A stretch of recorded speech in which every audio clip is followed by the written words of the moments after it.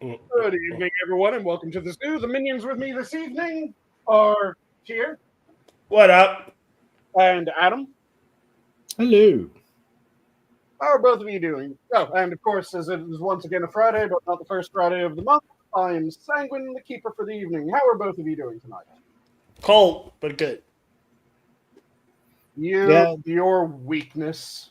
It is pretty we got a lot of snow. I don't think it's snowing anymore, but it was snowing. It's nice. I mean, especially it's the weekend, so I don't have to really drive around anywhere. So it's really pretty. Yeah. It's it's nice. If it were to happen during the work week, yeah, that'd be fucked. Then it sucks, yeah. If the snow is putting you out in any way, it sucks. If the snow doesn't affect you, it's beautiful.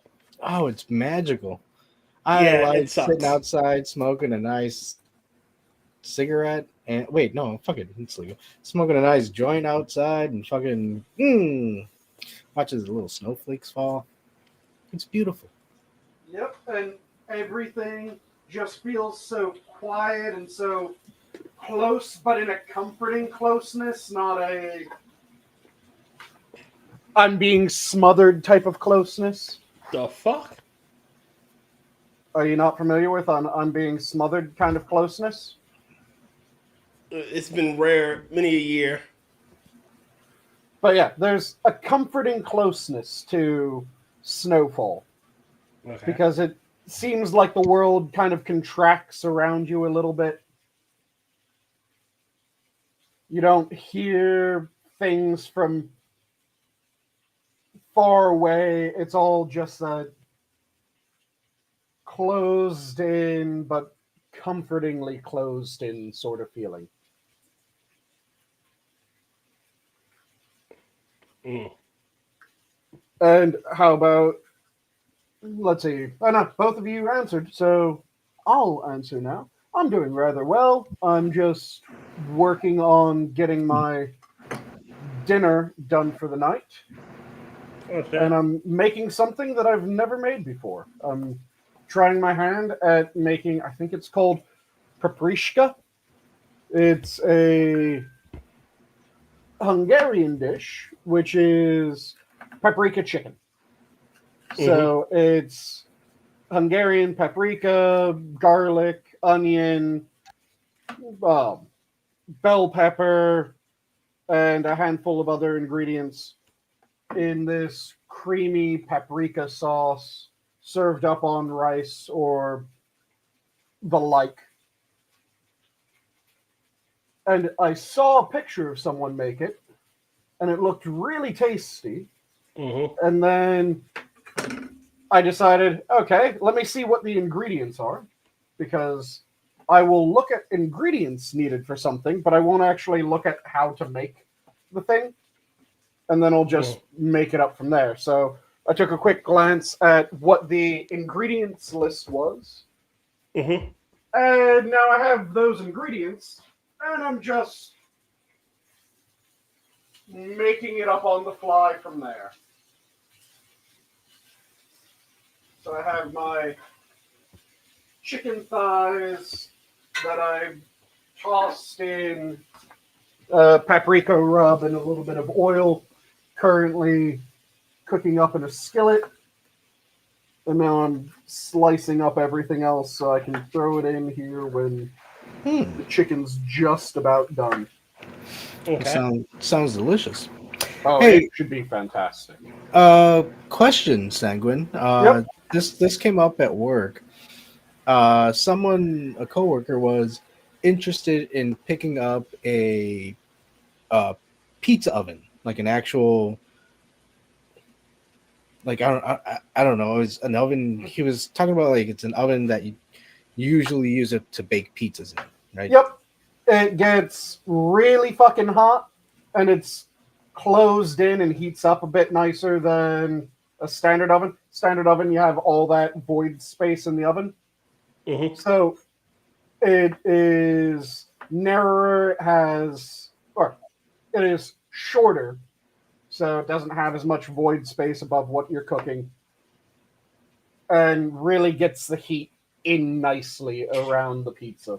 Well, So you can get a crispy crust and all your toppings become ooey gooey and nicely colored. but the question came up is because he was saying how much it was, and another person came up and said, "Hey, why would you pick that up unless you're constantly making pizzas?" And he was like, "Well, you could probably make some other things. You could put a pan in there, Yep. And I'm like, yeah, what would you? So I'm like, what would Sanguine do with an oven like this? So Sanguine, if you were doing an oven like this, is there stuff that you'd be able to? Oh, you can make all kinds of things in pizza ovens. So, of course, pizzas, flatbreads, shit like that, those are no-brainers. Is it good for? Oh, so it's good for bacon too, huh? Not Yeah, you can bacon, but I guess it's good for bacon. But you can use it to bake certain types of breads. You don't want to bake every type of bread, depending on how tall your pizza oven is. If you have a short pizza oven, most of them tend to be fairly short, then it isn't ideal for a full, good stand-up loaf of bread. But you can make flat breads, so pita, naan, breads like that require high heat, really intense cooks. Those are fantastic for pizza ovens. You can. That's what about cakes or like gingerbread men or cookies or? Because I mean, obviously cakes are out of the question unless they're really. I wouldn't do cakes or cookies in the oven unless you're trying to get. There's certain types of cookies that I can see working in the oven and doing fairly well in the oven. But for me, it would be more the breads, making fresh pizza, being able to do. You could do a macaroni and cheese in a pizza oven, and it would turn out fairly well. You just have to make sure that you're neat about it so you don't slosh any of the. Yeah, so as long as you get like a thin enough pan, you can make. Oh wow, that's fucking awesome! Yeah, you can do a baked macaroni and cheese, dude. I'm gonna just load me up. I'm gonna fucking get this guy to fucking purchase this oven that he may or may not use once or twice. Because think about it. You can get a nice big size tray for your mac and cheese. And everyone, their favorite part of the mac and cheese is that top layer. Where it gets that nice crispiness. So throw that in a fucking pizza oven. You get this nice big top area and the corners. You get all the good parts maximized. You can do a bunch of other baked things like that. So hot dishes, if you have them in a small enough container, or short enough container rather, not small but short. Because pizza ovens, again, they tend to be wide, they tend to be deep, they don't tend to be very tall. But you can throw that in. Anything that requires a good amount of heat and benefits from having the heating elements be fairly close and maintain a constant heat. That's where pizza ovens really shine. The thing that pizza ovens do is they maintain a very constant heat. Okay. And depending on the type, because there's a bunch of different types of pizza ovens. And mac and cheese can be gross. It can also be amazing. It depends on if someone makes it good or if they do a shitty job of it. Because when I hear someone say something like mac and cheese is gross, I'm willing to bet you're thinking mac and cheese with kind of sodden, limp dick noodles. Huh? Where they don't really have their texture anymore. They've girthy, just kind of firm noodles cooked down into Yeah, you want to have a bit of a bite to your noodles. Yeah, you want. Whereas if you overcook your noodles ahead of time, then like I said, they just end up kind of gross. You want a nice strong Yeah. jaw after you eat a nice meal of mac and cheese. Yeah. And after it's baked, it's extra firm. And depending on if you use a yellow cheese or not, then sometimes you want to have just a little bit of sauce. Yeah. I don't know, dude. I kind of like shit. Okay, Crack and Barrel has some good mac and cheese. Oh, where's the other place? Fucking Panera Bread has some pretty good mac and cheese. But then again, these are like restaurant or fast food places. But when you're making it, as long as it has a good combination of cheese, but also baked. Yep. Gotta have a nice crust on the top. Baked mac and cheese is, on the whole, better than. Hey, hold on. Stove. Rotten Corpse, awesome. Yeah, Rotten Corpse says, "I don't like mac and cheese of any kind. You can go ahead and enjoy it, but I'll pass." And I say, Rotten Corpse, I don't know if you sound like that, but thanks. More for me. More for me too, because I love baked macaroni and cheese. Make my ass fat out. Let's go. Woo-hoo. God damn it, yeah. Yeah, like I said, most of the time when I hear someone dislikes it, it's like a lot of things. It's because they've had someone make it wrong, and they haven't had a really good example of what it should be.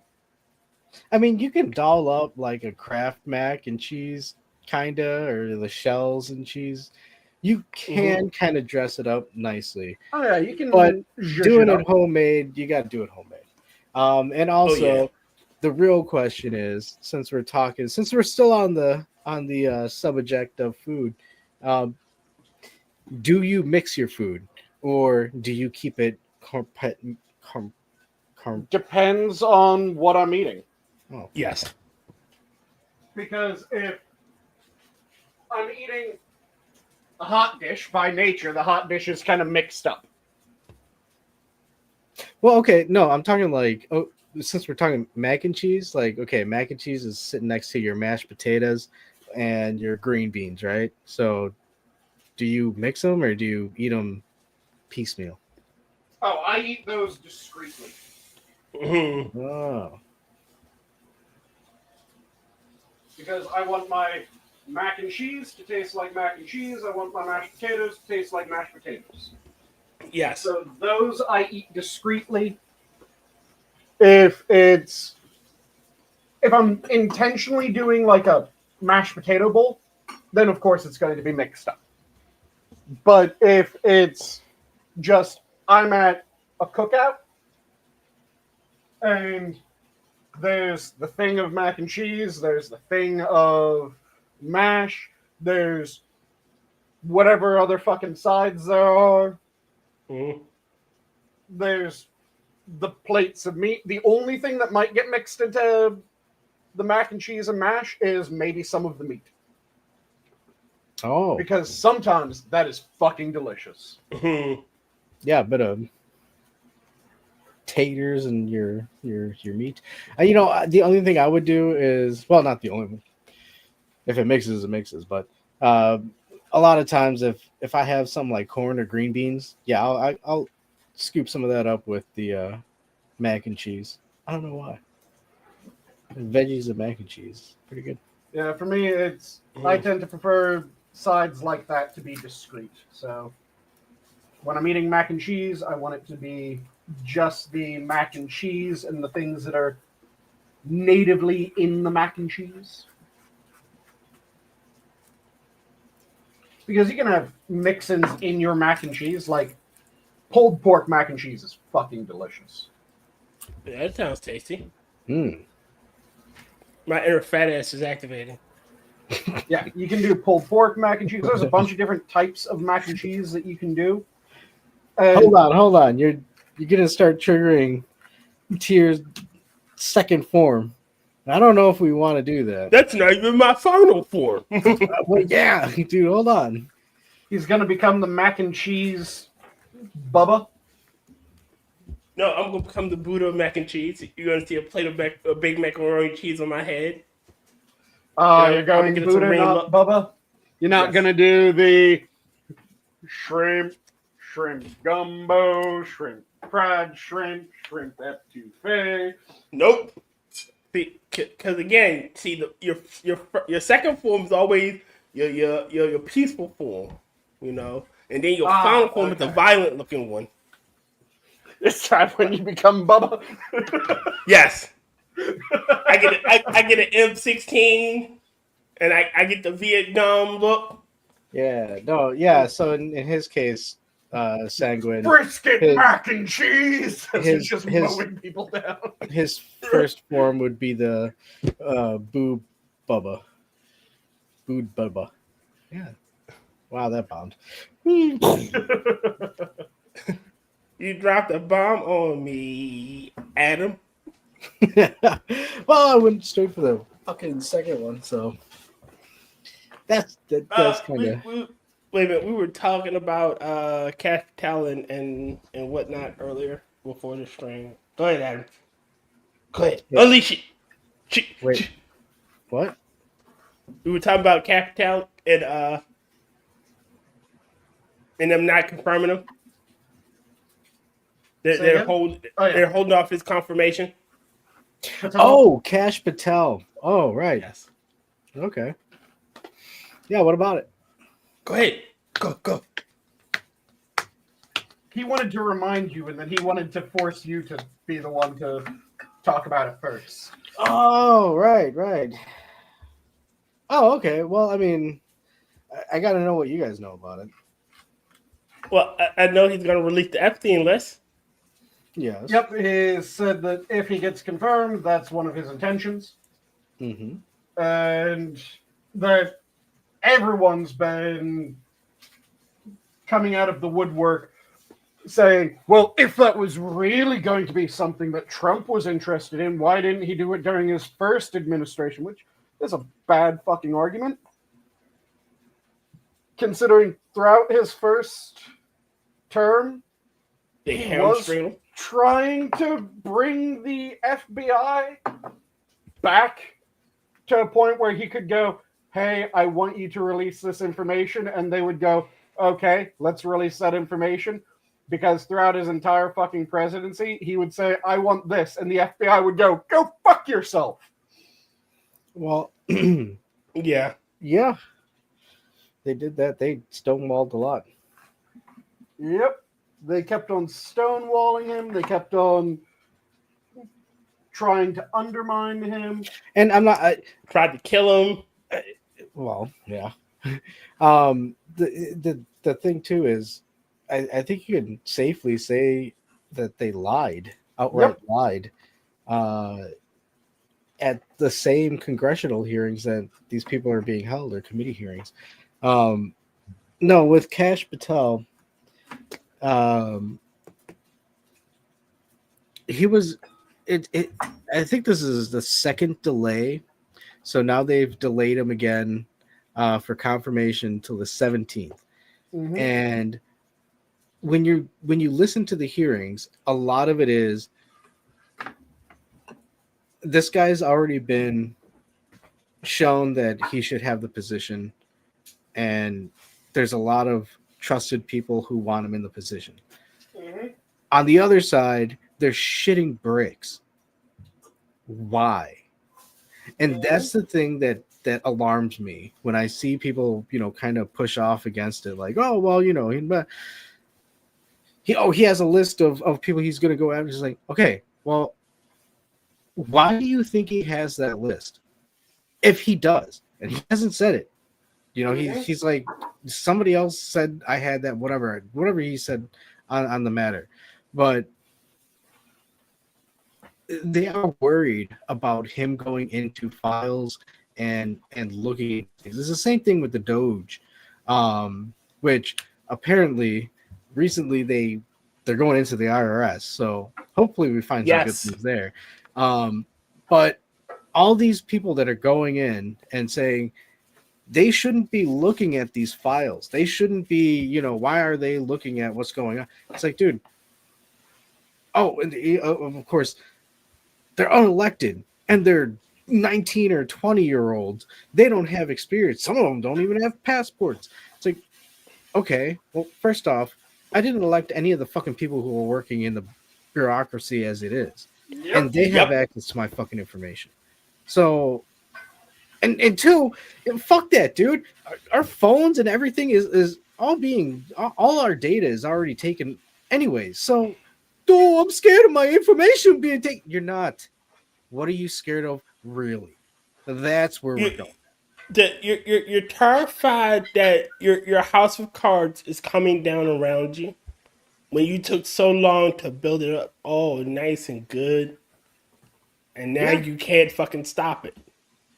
You all right? You overplayed your hand. Like, again, I say this and I'll keep saying this. If you'd have left Trump alone, he'd have raged in the dark and been pissy and angry, and people would have pretty much forgotten about him. You brought him back when you went after him. When you threw every arrow, every chance you got, you took every shot, literally sometimes against him. You gave him ammunition. You made him Reagan. Like, literally, you made him fucking Reagan. Yeah. And then you put, instead of having the primary, you put up fucking Kamala fucking Harris as the replacement. And honestly, they had no choice. That war chest could not be transferred to anyone else. Mm-hmm. No. And apparently, I can't remember what he was the secretary of, but he was talking about how they found the quote unquote gold bars that they were tossing off the Titanic, where they were just tossing money at all these institutions and agencies. Yeah, just to toss the money and hey, there's no oversight. Just go ahead and spend the money however you need to spend it, which, hey, just go and put it in other areas so that we can get it back later. And they found, I think it was like 20 billion in that. And then there was another one with Medicaid and Medicare and social services or Social Security going to people who were either dead like 150 years old or going overseas. And it's like, and there were people, oh, well, you paid into it, you should. It's like, yeah, not Medicaid though. Medicaid, you have to sign up for that shit. But they were just giving it. And or if you're 150 years old, you shouldn't be still getting it. You shouldn't be alive. Well, hold on, because when I was thinking about it, and again, this is you need to work this out in your head, right? You need to think about what's going on, and all right. So, what would the counter argument be? Well, maybe the check's still going to the household, and the family is taking it and cashing it or using it, whatever. Maybe they set it up so that the money goes to a certain charity, or the reality is they were supposed to cut it off, and instead they just said, we're going to change this number and say, no, she wanted the money to go here. And they're just keeping it for their fucking selves. It's fucking crazy to me how people are like, no, the government would never do that. Why? Are you fucking kidding me? Do you not remember COVID? I was like, shit. It's not even that. It's have you looked at fucking history at all? Well, dude, that's too far. We're pushing too far. Again, that's why I picked COVID, because it's it's only a couple of years ago. Yes, the government has every intention and is super willing to fucking blatantly lie to your face and tell you some bullshit and be like, just like we were saying earlier. Just a couple years before, they had the FBI people up in front of them and saying, they were like, were you guys doing this shit? They're like, I don't know. I don't think so. We? I can't tell you. I don't know. And then what happened? Nothing. Hold on a second. This is an email chain that this is your email address, right? Yes. And this is this is coming from your email address, right? Yes. And it's saying that we have to do everything within our power to make sure that he doesn't take Yo, sir. the Hey, Rod, presidency. and 60. And Mr. Yes. And Ray. Well, I don't think I said that. Here's the email chain. Was it Strock? I think it was Strock. This motherfucker. This motherfucker. He gets on. He's in front of the he's in front of Congress, the House Oversight Committee, and they're doing the entire thing. And he looks at like, all right, this is a text message subpoenaed, from you and your girlfriend Lisa Page. Yep. This can't be happening. We can't allow him to Lisa Page. We can't allow him to be president. Peter Strzok. It won't happen. We have ways of stopping them. Mm-hmm. Hold on. When did you guys become kingmaker? Yep. No. Even after that, we have where it's the whole spying on American peoples, where it's the FBI, head of the FBI in front of the committee and going, all of a sudden. So, did you pass this memo to agencies to look into Christian people and people who have these certain viewpoints? No, nothing. Why would we ever do that? Nothing like that. Okay, so we have the actual memo, and it was here.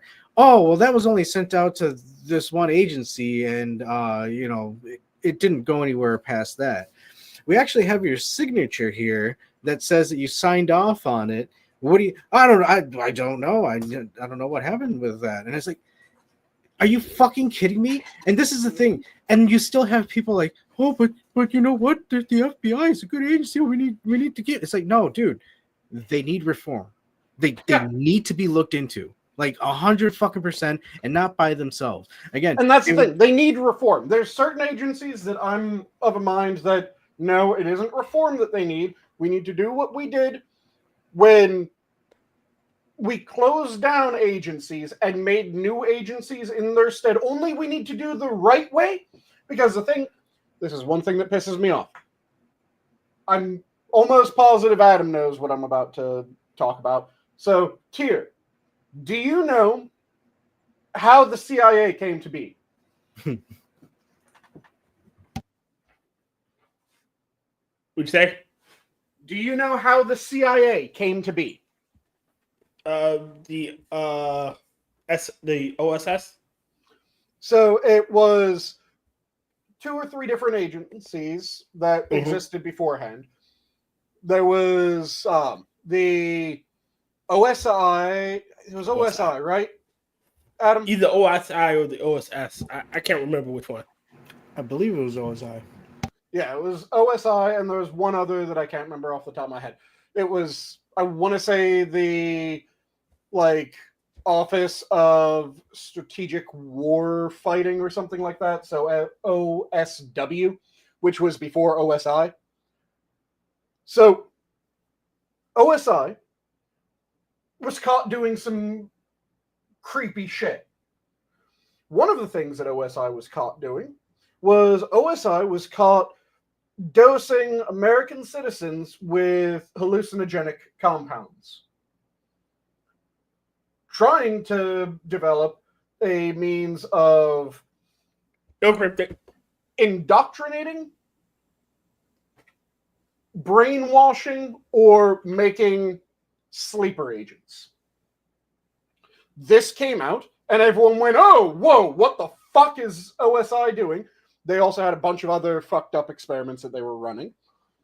So everyone saw that. Everyone went, okay, we need to get rid of this. So they shut down OSI, but they went, we still need an intelligence agency when we're dealing with the world, because we're a world power. We want to know what our enemies are doing before it gets done. That makes sense, right? That's perfectly reasonable. So they decided that they were going to make a new agency to take the place of OSI. And the agency that they made was the Central Intelligence Agency, the CIA. Okay. And they went, okay, so now we need to hire people for this new agency. Do you know who they hired? The same people. All the motherfuckers that were in OSI. But that's how they operate, dude. I mean, Yep. and it's funny because apparently the Doge is just a Oh yeah, it's a restructure rebranding of what Obama put in place. an Obama agency. And that was also one of the things that drove me crazy because people were going, well, he can't just make a department. And I'm going, except for that's a presidential power. That's something that they're explicitly allowed to do. I got one for you. Biden tried to have the Ministry of Truth and Reconciliation. He tried to make it. And nobody fucking said shit. And the thing is that it's a president under DHS too. They're allowed to make specialty groups to go after this problem or that problem. They can produce them and then they can close them as well. This happened throughout U.S. history where something would happen. They would open it up. The executive gets a certain amount of the budget allocated into effectively an executive slush fund. Mm-hmm. And there's actually several executive slush funds because there's specialized executive slush funds and then there's more specific executive or there's more general executive slush funds. Ooh, slut funds. Yes, slut funds. Ugh. That's for the honeypots. So the way that it typically worked in the past, and this is the way that... Do you know what agency was made by an executive action originally? What? That is really big in the news currently? What? USAID. Ooh. Yep. USAID was made by an executive action. It was then paid for through executive slush funds. After it was operating for a little bit, then Congress went, hey, we're going to actually give them a budget rather than just you guys using the slush fund. And that's when USAID got its budget. And that's how it still has all the funding that it does because it now has an official budget. But the thing is that it was made by an executive action. And that wasn't an issue. But for some fucking reason, people are acting like presidents don't have the ability to make specialized executive groups that are meant to pursue a specific problem, unlike all these departments that were made by the president that are executive groups that are dealing with specific issues, but they were done in the past. Well, that's the thing, too, is if it was an executive issue in the past, or executive order in the past, that means the executive has the ability to oversee it. Yep. And that's pretty much what he's doing. And he said it. He said it when he had Elon Musk at the Oval Office. He's like, yeah, no. His team comes to me with all this shit. I look it over and I say, yeah, afuera. But like, see, the problem is the problem is people are assuming. See, they're trying to drop they're playing at Trump's vanity. They're trying to drive a wedge between him and Elon by hitting it with the Elon's the co-president or he's the shadow president. It's an attack to drive a wedge between one of his biggest allies. And it's just that. I think it's that they're using that tact because people have, for the past 4 years, been saying they aren't sure who the president was. Yeah. Between 2021 and 2024. Agreed. And again, it's more. But we see the problem they have with reconciling those two notions is we see Trump doing things. Trump sat there for hours, signing executive orders and holding a press conference. Get Biden to do that shit. Yep. I can't wait for his first State of the Union address, to be honest with you, because it's going to look like a fucking circus by comparison. Mm-hmm. dude's gonna have a fucking triumph, dude, with elephants and fucking everything. Yeah, essentially, that's what it is. By comparison to Biden, how many State of Union addresses did Biden give? And then Wasn't there's the last one he did with the red background and all that shit? No, that Dark was Biden?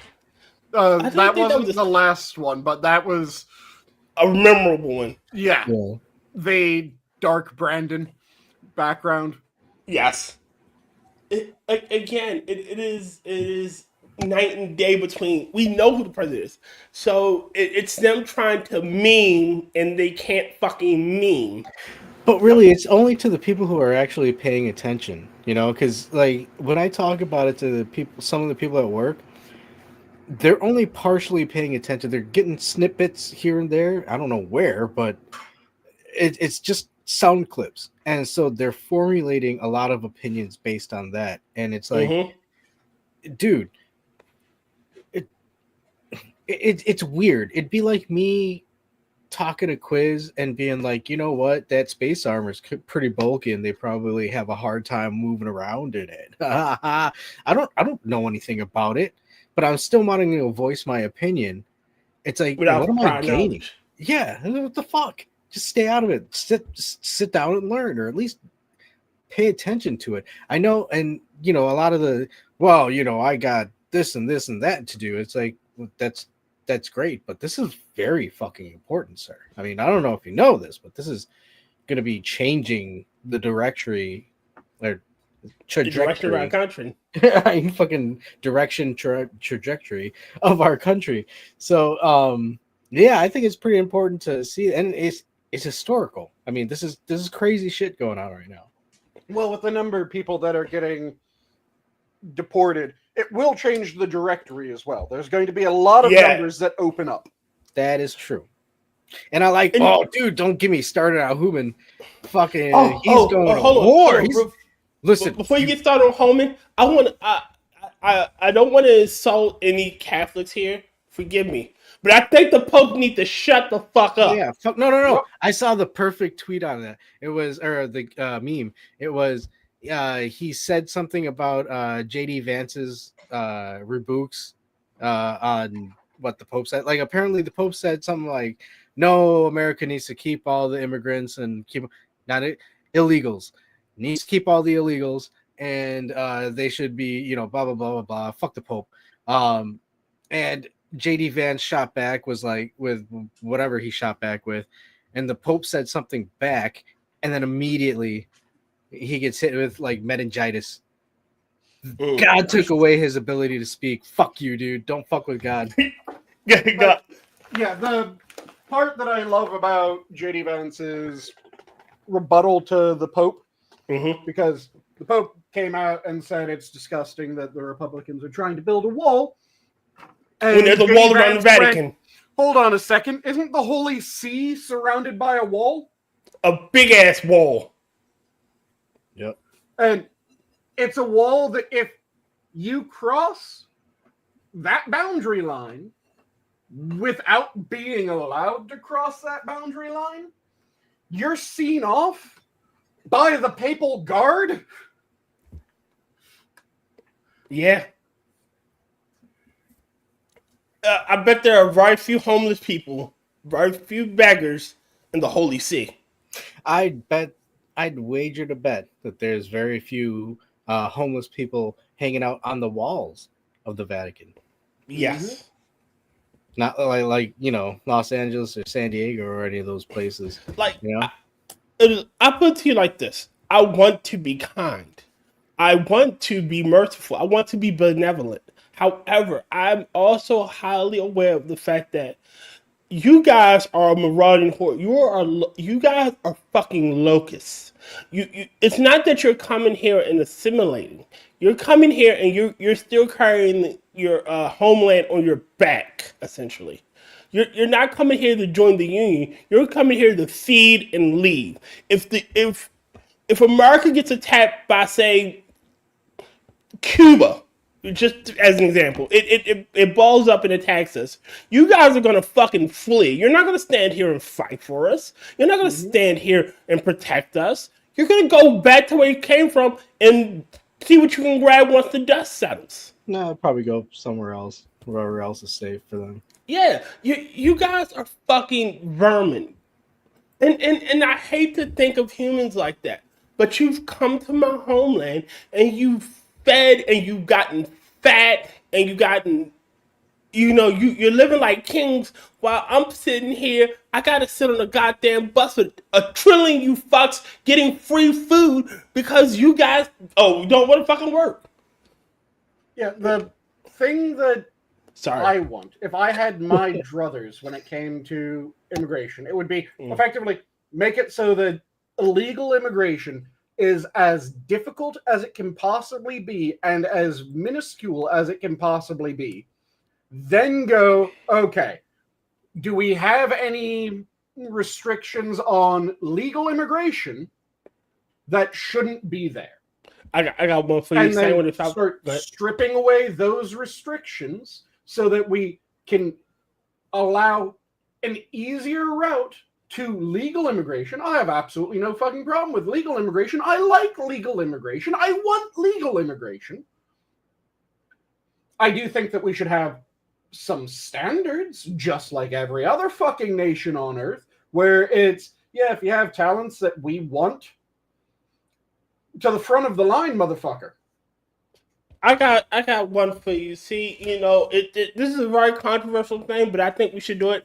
I think we should mine the border between America and Mexico.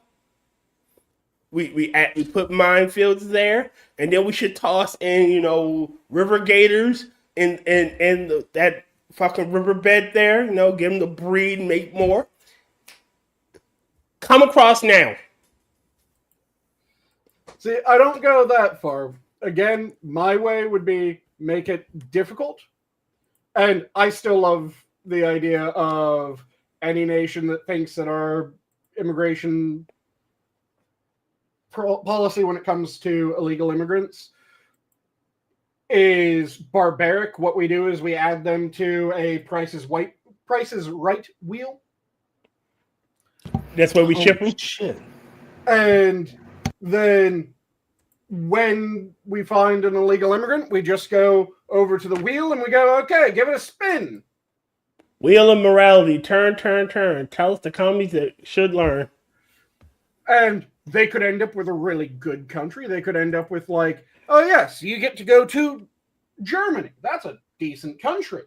Have fun in Germany. Or they could end up spinning the wheel and congratulations, you get to go to Iran. Have fun. Have fun, don't write. Because the problem is transporting them back to where they came from. They already know how to get here. Send them someplace new and exciting. Again, I want my homeland to be the best. I love my homeland, warts and all. My homeland isn't perfect. We have some shit that we need to get fixed. We need to clear out the commies. But all in all, I love my homeland. I'm proud of my history. And yes, again, now, mind you, I've learned in history, everybody had fucking slaves. Slavery is not a unique thing to America. Everybody fucking had slaves. Mm-hmm. There are books written in the 1600s about events. Books written in the 600s about events in the 200s, and there are slaves there. So again, it is not a unique feature to America. It is what it is. Bro, but dude, we fought a war to end it. Even the earliest fucking cuneiform tablets that we have or that we found talk about owning slaves. I mean, yes, it's always been a thing. It is part. Slavery is part of our history. Collective history. Yes, we have done some shitty shit to each other. We've also done some great shit to each other, but we've done a lot of shitty shit to each other. But I don't think that should define us as a nation. Okay, we when we first started, we had a little we had an edgelord phase. But there's nothing I can't do that Sanguine can't do. Mm-hmm. You know, I'm just a lazy bastard. That's the only thing holding me back. There's no one with their boot on my neck saying, Justin, you can't achieve this. You can't do that. No, it's Justin. Justin's the one holding Justin back. Mm-hmm. So, and that's the way it should be. It infuriates me that we have so many policies on the books. Like, so there was something that we talked about a couple weeks ago when we were talking about air traffic controllers. Yes. And I do have one thing to correct publicly, Adam, because there was a incorrect statement made on that show, and it was apparently the greatest increase in air traffic control deaths and incidents and issues was in 2023, where all that shit went up 65%, I think it was.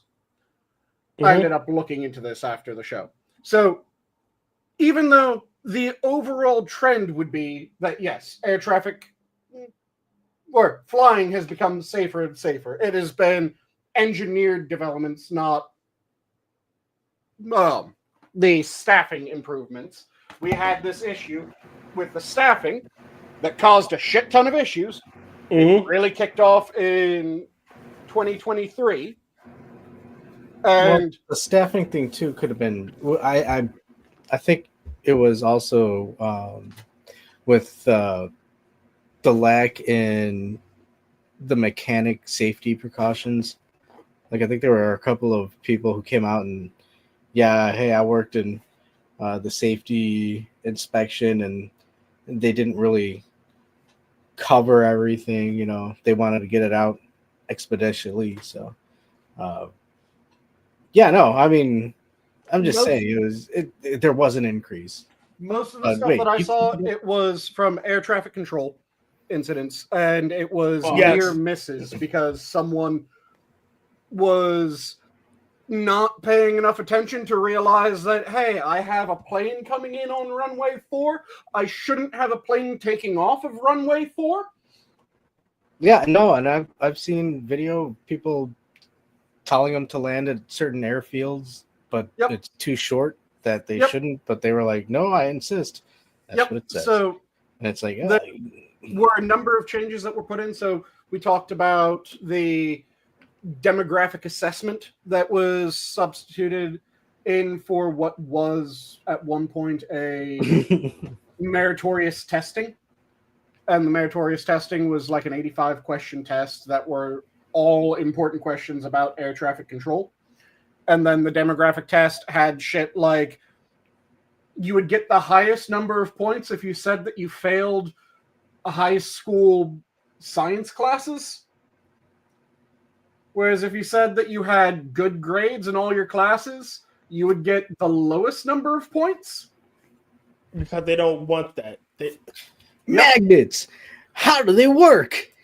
It was shit like that was in the demographic test, but not only did they have that, but also it was 2021 or 2022, the FAA also changed its hiring criteria again, and they announced this. It was on their website that they were expanding job positions, or they were expanding the criteria or the pool of people that they would employ to include people that had mental, physical, and psychological disorders.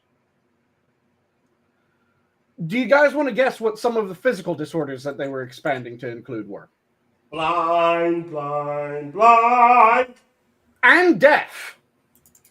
Oh, geez. Yes.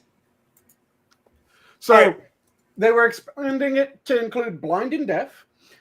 Also amputees. Depending on the type of amputee, I have no problem with this. If someone's really good with their feet, but they don't have arms, but they can do everything with their feet like they had arms, sure, I don't give a shit if that person is working the job. If someone has no legs, but they have working arms, sure, I don't give a shit. If they can do the manual tasks, fantastic.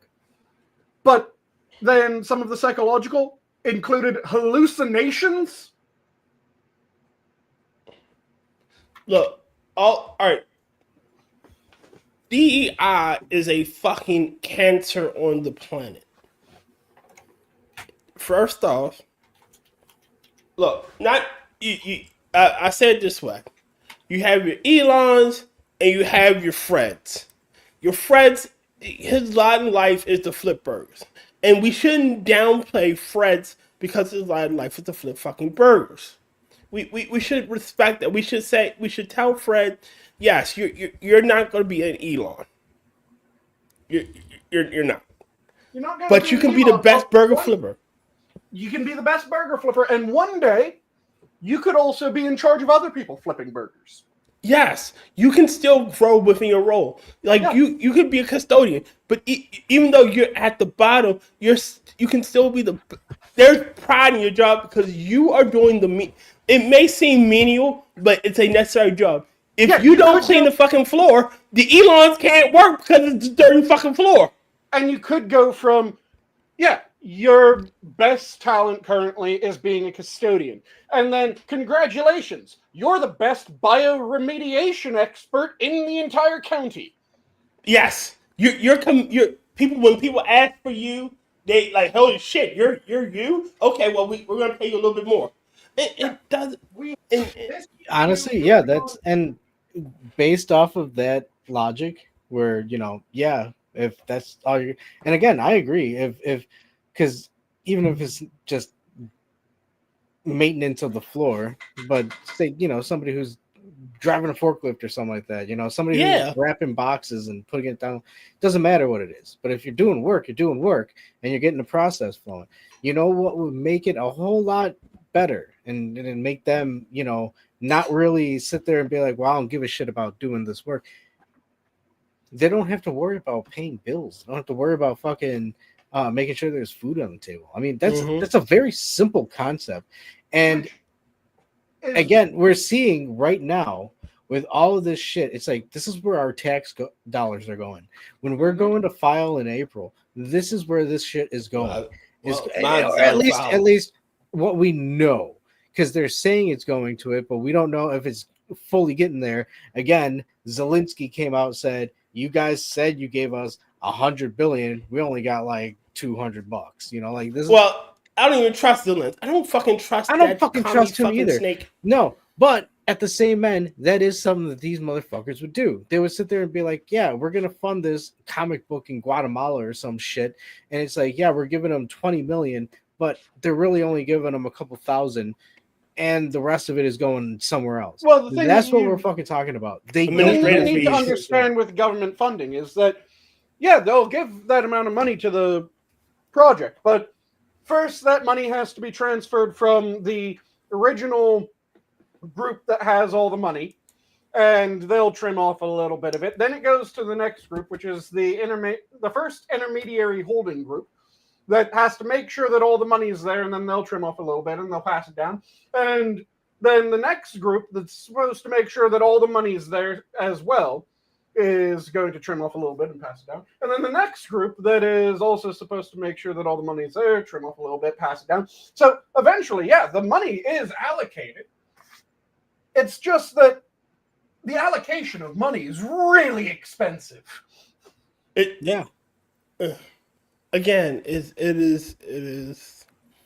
is. Look, I just watched a woman. She has 6 kids by 4 baby daddies. They're talking about cutting her welfare because she has a fucking BMW. How am I gonna take care of my kids? I gotta pay rent. I can't pay rent. Bitch, you should have made better life choices. I had this argument before with somebody. I don't hate welfare. I get that. But unfortunately, we are at a timestamp of 2025. Like, you could have made that argument without knowing the bullfuckery that's been going on like 10 years ago, 5 years ago. I get that. But right now, what we're finding out, this whole system has been a fucking scam. All of it is a scam to fucking milk us of the money. This person wouldn't even have an understanding of doing this without the system saying, hey, did you know if you have all these children and you're not married, we'll give you money? That wouldn't have existed if this fucking system didn't exist. Yep. Like this is what we need people to understand is. And the thing is that it is designed to take advantage of your better nature, because when people hear there are single mothers who they need help, people go, oh my God, I don't want a single mother having to go without. So they have this reaction of let's help this poor person. But the problem is that really positive initial reaction of let me help this person can really easily be warped into, rather than you helping this poor person who they don't have any other choice other than this, it quickly spirals into people who could do anything else are going, well, the easiest way to get money is this. And okay, two things out of that too, because yes, the mother is making poor choices, but once you get sunk into that sand trap, it's very difficult to get out of it. Yep, which is what I was saying. But again, that's a system that it's a barbed system. It's designed to make you get sucked into it. But the other thing is, it suffers the children, because then they're brought up into understanding that this is the way of life when it's not supposed to be the way of life. And that's what I was saying, Adam, that it goes from having this very honest and noble desire to help people that are in need, but it is done poorly, because rather than helping people in need, what it ends up doing is it spirals and it creates more people that are in need because they choose to be in need. Yes, they have no incentive to overcome their situation. Yep. Like, one of the things that drives me crazy is the way that unemployment is structured. Because, yes, if you had the ability to help someone who they just ran into a bad time, they got let go at the worst time, they just need a little bit of money to make ends meet, it's perfectly understandable for someone to go, let's help out this person. Yes. The problem is, the way that our system is structured is, unless you're able to go from being unemployed to making a good, and by good, I don't just mean like, oh yeah, that's a decent living, but an actual good living, you are losing out by going back to work because your benefits are cut. The way that I would want it is that the lowest, or you get one amount when you're unemployed. When you get your first job, you get a slightly lower amount from the government, but it makes it so that the amount of money that you get from your job and the amount that you got from the government is much more than you got from being unemployed just from the government. I'd say there should be a slight incentive. You get a lower tax bracket. See, what I'm saying is that effectively you pop them up by degree until the point where they are at a point where if they lost their job, it would be a massive hit to go back to where they started. Makes sense. So make it so that you get the unemployment, you have that for 4 months or until you get a job. And even 4 months is a long time for unemployment. I'd say probably more like you have a month of standard unemployment or you get a job. If you get a job within that period of time, then you have a lower amount that gets paid out to you than you did when you were unemployed. But that plus your job, even if you get a kind of shit job, is more than you were getting from just unemployment. And that you get for X amount of time. Or until you get a better job or promotion. And then you get a lower amount from the government that is still making it so that you get more than you would have gotten before, and until X amount of time is run out, or you get a different job that pays more, or promotion. So that it steps you up a few times, and then after you get to a certain point where it stepped you up enough, it goes, okay, yep, that's done. No more. But at that point, you've hit that round where you're going, oh, I don't want to go homeless. And no, I'm not saying starting up universal basic income, because universal basic income pays to fucking everyone. I'm saying that we have a system that incentivizes being employed versus not being employed, and incentivizes or builds it up so that when you reach the end of the cycle, you do not want to go back to the start of the cycle. Because going back to the start puts you way worse off than you are now. I mean, I kind of see where you're going. I would say, because inevitably we're gonna have those people who don't want to work at all, right? Yep, and that's why I'm saying that it is a specific amount of time that you can get. Hold on. They're not going to want to work, and they're going to worm their way around doing the time and getting work, and then getting off, and then doing the. I think in this instance, if that's what you want to go with, you have a bit where there's people who don't want to work, but they're in an area and they're off to themselves. You know, they can have their own system, but ultimately, if they really do want to get anything out of that system, they're going to have to do something to get it, and that means work. But it'll be provided, right? But that's a small segment. For the rest of the people, honestly, I think it's more beneficial if the prices just go down. If once you own a house, you own the house. You don't have to fucking pay for it. You continuously pay for it. You don't have taxes on the land. You don't. That means that when you're working, and again, I don't think we have to work 9 to 5 every day. You're even more than that with a lot of people. It robs us of time. You know, I've always been a big advocate of. I don't want to look back at my life and just it's a conglomerate of the days I spent at work, you know.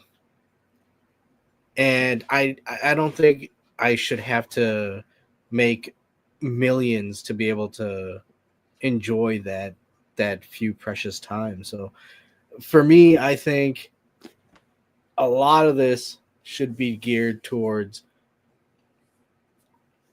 pricing just not be as much. Why are we paying for this much for this? You know? And of course they'll give you all sorts of bullshit, but it's like, you know, okay, energy. Oh, we can't have nuclear. Why not? Or nuclear. Because it's gonna, you know, what happens at Chernobyl? Yeah, that was what, in the 60s? Do it. Yeah, exactly. It's like, let's just do it and fucking be done with it. You know? Well, Chernobyl not a problem with nuclear energy. Chernobyl was a problem with the socialist system, the communist system. And I'm saying communist socialist system because under the Marxist conception of the two words, socialism is just the intermediary state before you reach communism. And the way that we use communism in common English means that you are trying to achieve communism. You're on the road to communism. That's what a communist regime is. Because the bullshit the commies always do is, well, that wasn't real communism. No, it was a real attempt at achieving communism. which is But why the- we're communists. It's like no, but the that's thing- like the somebody thing- hold shooting at you and like, well, they didn't really shoot me. It's like no, they shot at you. Yep. What the fuck? No, it's yeah, maybe don't build nuclear power plants on a fault line. Yes, but even then, nowadays I'm pretty sure if we were to build a nuclear plant, we would have the safety standards of America, and we would have the knowledge of the Chernobyl incident to not make this shit worse. There are 3 examples that are always brought up when people want to talk about the dangers of nuclear power. One is Fukushima. Chernobyl is the problem with a corrupt communist system. That Yes. was the issue because the people that were working there, they went, oh, this looks bad. There's problems here. But if I tell my boss that there's problems here, I'm going to get in trouble because then he'll have to tell his boss that there's problems here and he'll get in trouble. And then his boss will have to tell his boss there's problems here and he'll get in trouble. It's No one trickle wants to down get hell. in trouble. So we're not going to bring this to anyone's attention. We're just going to try to deal with it. And they fucked it up. People lost their lives because of that system. Then we have Fukushima, which is the one in Japan. Fukushima got hit by an earthquake and then a fucking tsunami. And, oh yeah, by the way, when they do the death toll of nuclear power stats, do you know what they add in to the Fukushima death tolls? The people that drowned? They add... So there were 5 people that were actually killed when the tsunami hit Fukushima. The Fukushima power station. There were 5 people that died from that. Then they add in everyone that died in the evacuation of the city. Really? Because the city did get evacuated after the tsunami hit because it was a disaster zone. And that's what you do with disaster zones. You go, okay, get everyone out. Then we go in, we fix that shit up, and we then bring people back in. That's what you do. They added everyone that died during the evacuation into the death toll in order to get... And by the way, when you add everyone into the death toll, you get a death per kilowatt hour since nuclear power became a thing that is tied with solar power. If you exclude all the deaths from the city, you get about 1/4 of the deaths from solar power. Really? Then the third one, which is actually the second one because it's the one that took place second in chronological order, is 3 Mile Island. 3 Mile Island shouldn't be on that list at fucking all. Fukushima shouldn't really be on that list. It should be a list of one thing, and that should be Chernobyl. But Fukushima's on there because people wanted to add Fukushima, and 3 Mile Island is on there because of Jimmy fucking Carter. And this is the reason why I hate Jimmy Carter. He was... I say this, hold on a second. I say this, and I'm going to continue to say this. Jimmy Carter lived long enough to see his reputation as the worst American president destroyed. Jimmy Carter... Just long enough. Jimmy Carter was a rather good ex-president. He was a tragedy of a president. And one of the things that makes me say this is, do you know what Jimmy Carter did before he was president? One of his major jobs, not the peanut farmer one, he was also a peanut farmer, but one of his major jobs that he had before he became president was he was a nuclear engineer on a nuclear powered sub. Ugh. So the dude knew about nuclear power. He worked on the reactor for a sub.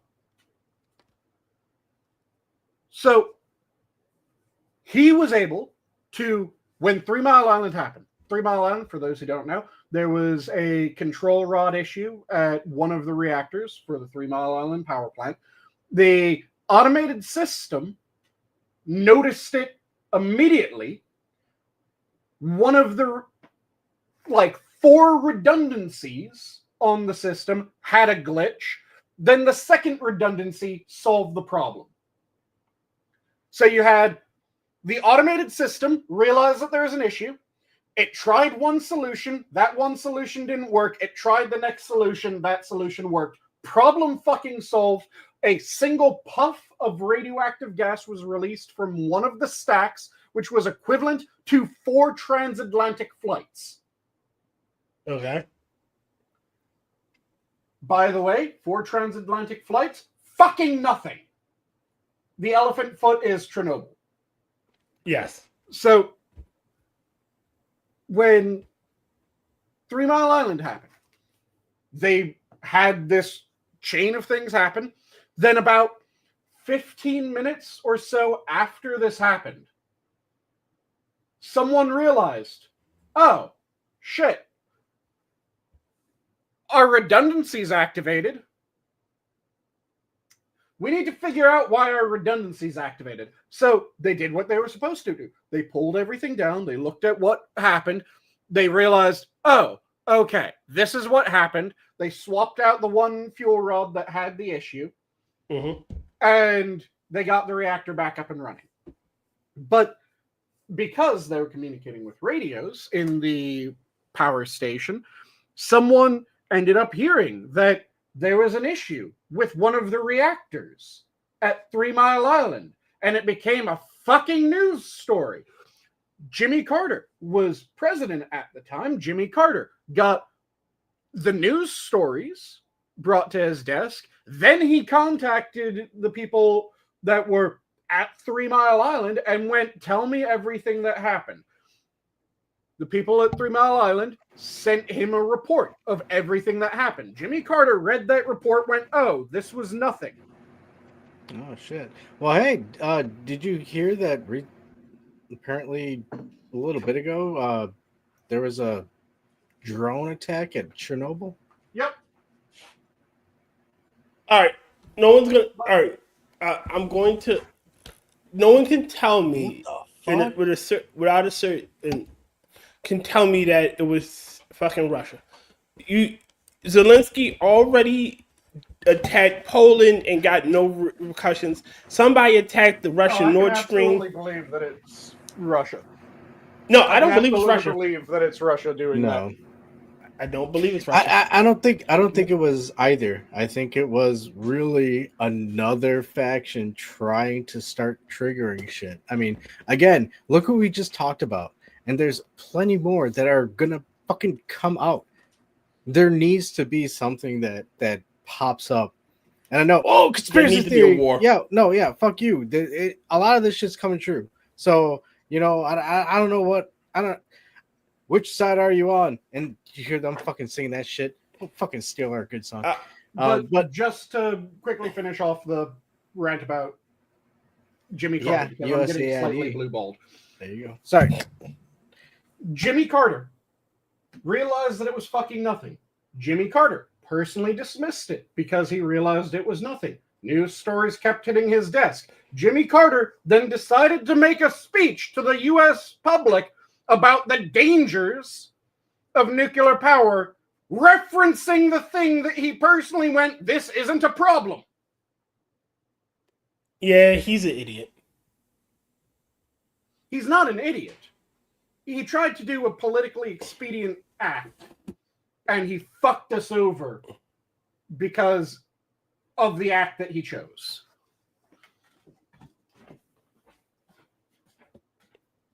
Yeah, he's an idiot. Because it was after that all of the nuclear programs in the U.S. had all of their funding suddenly become a fuck ton harder to get. And they had all of their permitting suddenly get really questioned to the point where there were reactors and power plants that were greenlit before that are still in the process of getting all their paperwork stamped off again.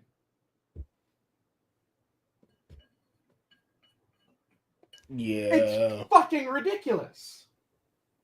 It's an insane thing. So the reason that 3 Mile Island is one of the 3 tragedies of nuclear power, despite no one dying, despite there being a single fart of radioactive gas into the atmosphere that was the equivalent of 3 transatlantic flights, which is nothing.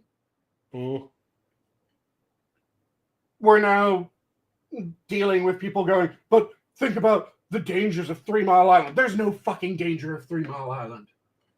The automated system solved the problem before anyone realized there was a problem. That's what you fucking want with nuclear plants. Okay, now that I've finished that rant,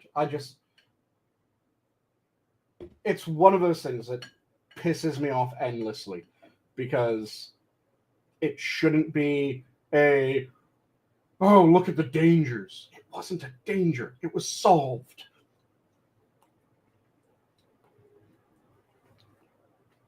Just we had someone cowardly enough not to be willing to say. It's not an issue. Shut the fuck up. Go back to your teapot. Yeah, it should have never been an issue. It should have been, he came out, went, yeah, I know people are worried about this because the news kind of went fucking crazy. It's not a problem. Here's all the reasons why it's not a problem. Everything's good. Nuclear power, safe, reliable. We should continue doing it. You're fine. We're fine. We're all fine. Calm it down. Go the fuck back in your house. Yep. I will put out additional information about nuclear power in order to... fine, he's fine. We're all fine, yeah. Assuage your worries, but there's absolutely nothing to be worried about. That's what the message should have been. That wasn't the message. The message was, oh, nuclear power. That you should be scared. And you can trust me, I was a nuclear submarine. Well, hold on. What happens if that nuclear substance, all of a sudden affects a lizard in the depths, and all of a sudden it grows into a gigantic monster? Well, then we have an answer to all the other kaiju that tried to attack us. Yes. Robots? Robots in disguise. Yeah. I like this route. Do you really want us to be defenseless against... No. How else are you going to do it? You got to fucking rock 'em, sock 'em, bop 'em. Yeah. Wait, what? Rock'em, sock'em, bop'em. You combined Bop It and Rock'em Sock'em Robots. Twisted. Yeah, exactly. Oh, shit. Technically, King Kong, the original King Kong, was fucking shorter than Godzilla. Godzilla stepped on him. It would have been over in there. Yeah. What they had to do was they had to scale up King Kong and scale down Godzilla. Yes. And then he gets a robot arm. They again, the fight between King Kong and Godzilla should have never fucking happened. I didn't want to see Mighty Joe fucking Young versus Godzilla. I don't know. It was pretty cool when Mechagodzilla came out, and they're like, "Yo, bro, we gotta team up." All right. Quick aside. I'm tired of fucking kaiju movies having extraneous human characters. I just want to see these damn things fucking fight. I disagree to a certain degree. Yeah, don't you want? You can set up the story, but you intricate romance.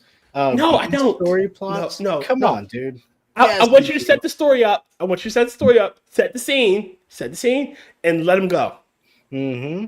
And then I like as a little sweetheart on the side, you have a romance novel between somebody who's trying to take nice pictures of the kaiju and then somebody who works for the military. Who wants to kill the kaiju, and then somehow they fall in love. You know, they're on literally opposite ends of this fucking spectrum. Yes. And now we gotta deal with that shit. And then you know what? When one of the kaiju is down bleeding, it cuts right to, are they gonna kiss? Are they gonna kiss? The kaiju, you can see the kaiju in the background. They're fighting, and everything is being destroyed around them. I love you. I need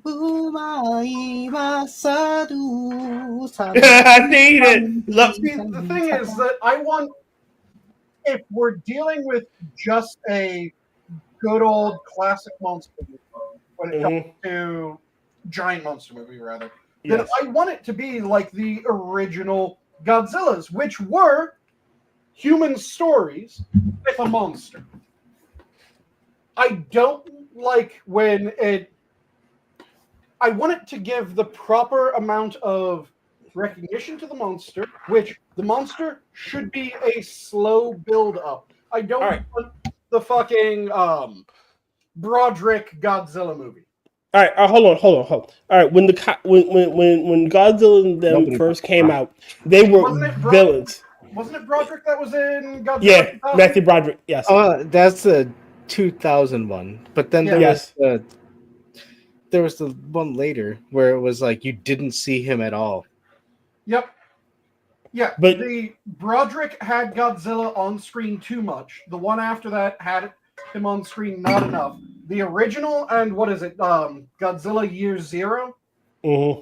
Those are the right way to do the Godzilla. All right, Look, like I said, when Godzilla and them when it was just Godzilla as the monster destroying shit, then it was a human story. That was the draw. Here the human dealing with this huge motherfucking monster, and it's a horror movie, in that scale.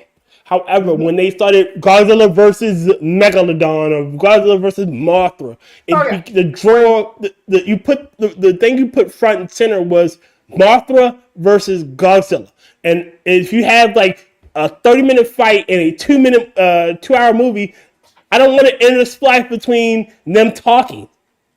See, what I want for those movies is I want it to be, it starts off as not a Godzilla movie. It starts off as whatever the other danger is. And that's usually how it works. And then it becomes out of nowhere. Godzilla joins in. And then from the moment that Godzilla joins in, yes, I agree. It should be that and an occasional, will Godzilla win? Or not even that. All right, so remember, I like the last half of Godzilla King of the Monsters. When he's, powering up and he's going to fucking fight King Ghidorah. Mm-hmm. And he's walking and shit, and you see it, and like the humans are attacking, assisting Godzilla take on Ghidorah, and they back the fuck off. Mm-hmm. Because all right, we hit our payload, we done our thing. Mothra comes out of nowhere to fucking fight with Rodan. The fighting, it becomes all right. The humans did have a place, like, because they had to get them to the fight space. But after that, it's fucking King Ghidorah versus Godzilla versus Mothra versus fucking Rodan. Everybody else took a backseat, and that's how it should be. At some point, they have to stop doing human shit. I want to see giant monkey fight giant lizard. I want to see all of that. I don't care about Chibi shit. Get the fuck out of here. Yes, I do remember Gamera. Nope. Gamera, because the camera. But yeah, you want to have it. Say no. We need more blind and deaf with scoliosis ladies who are gonna go and talk to said Jive. I forget what you said. Jive Kongs, and yeah. How did you include Airplane in that? They can talk jive? Yes. So they asked about I speak a rat. I didn't say jive. Got no learning. I heard jive. Did you hear jive as well, Tier? I heard jive too. I said jive. I didn't say airplane. Yeah, but jive makes me think airplane. King Ghidorah should have won. No, King Ghidorah should not have won that one. King Ghidorah should have been. They should have never led with that fight.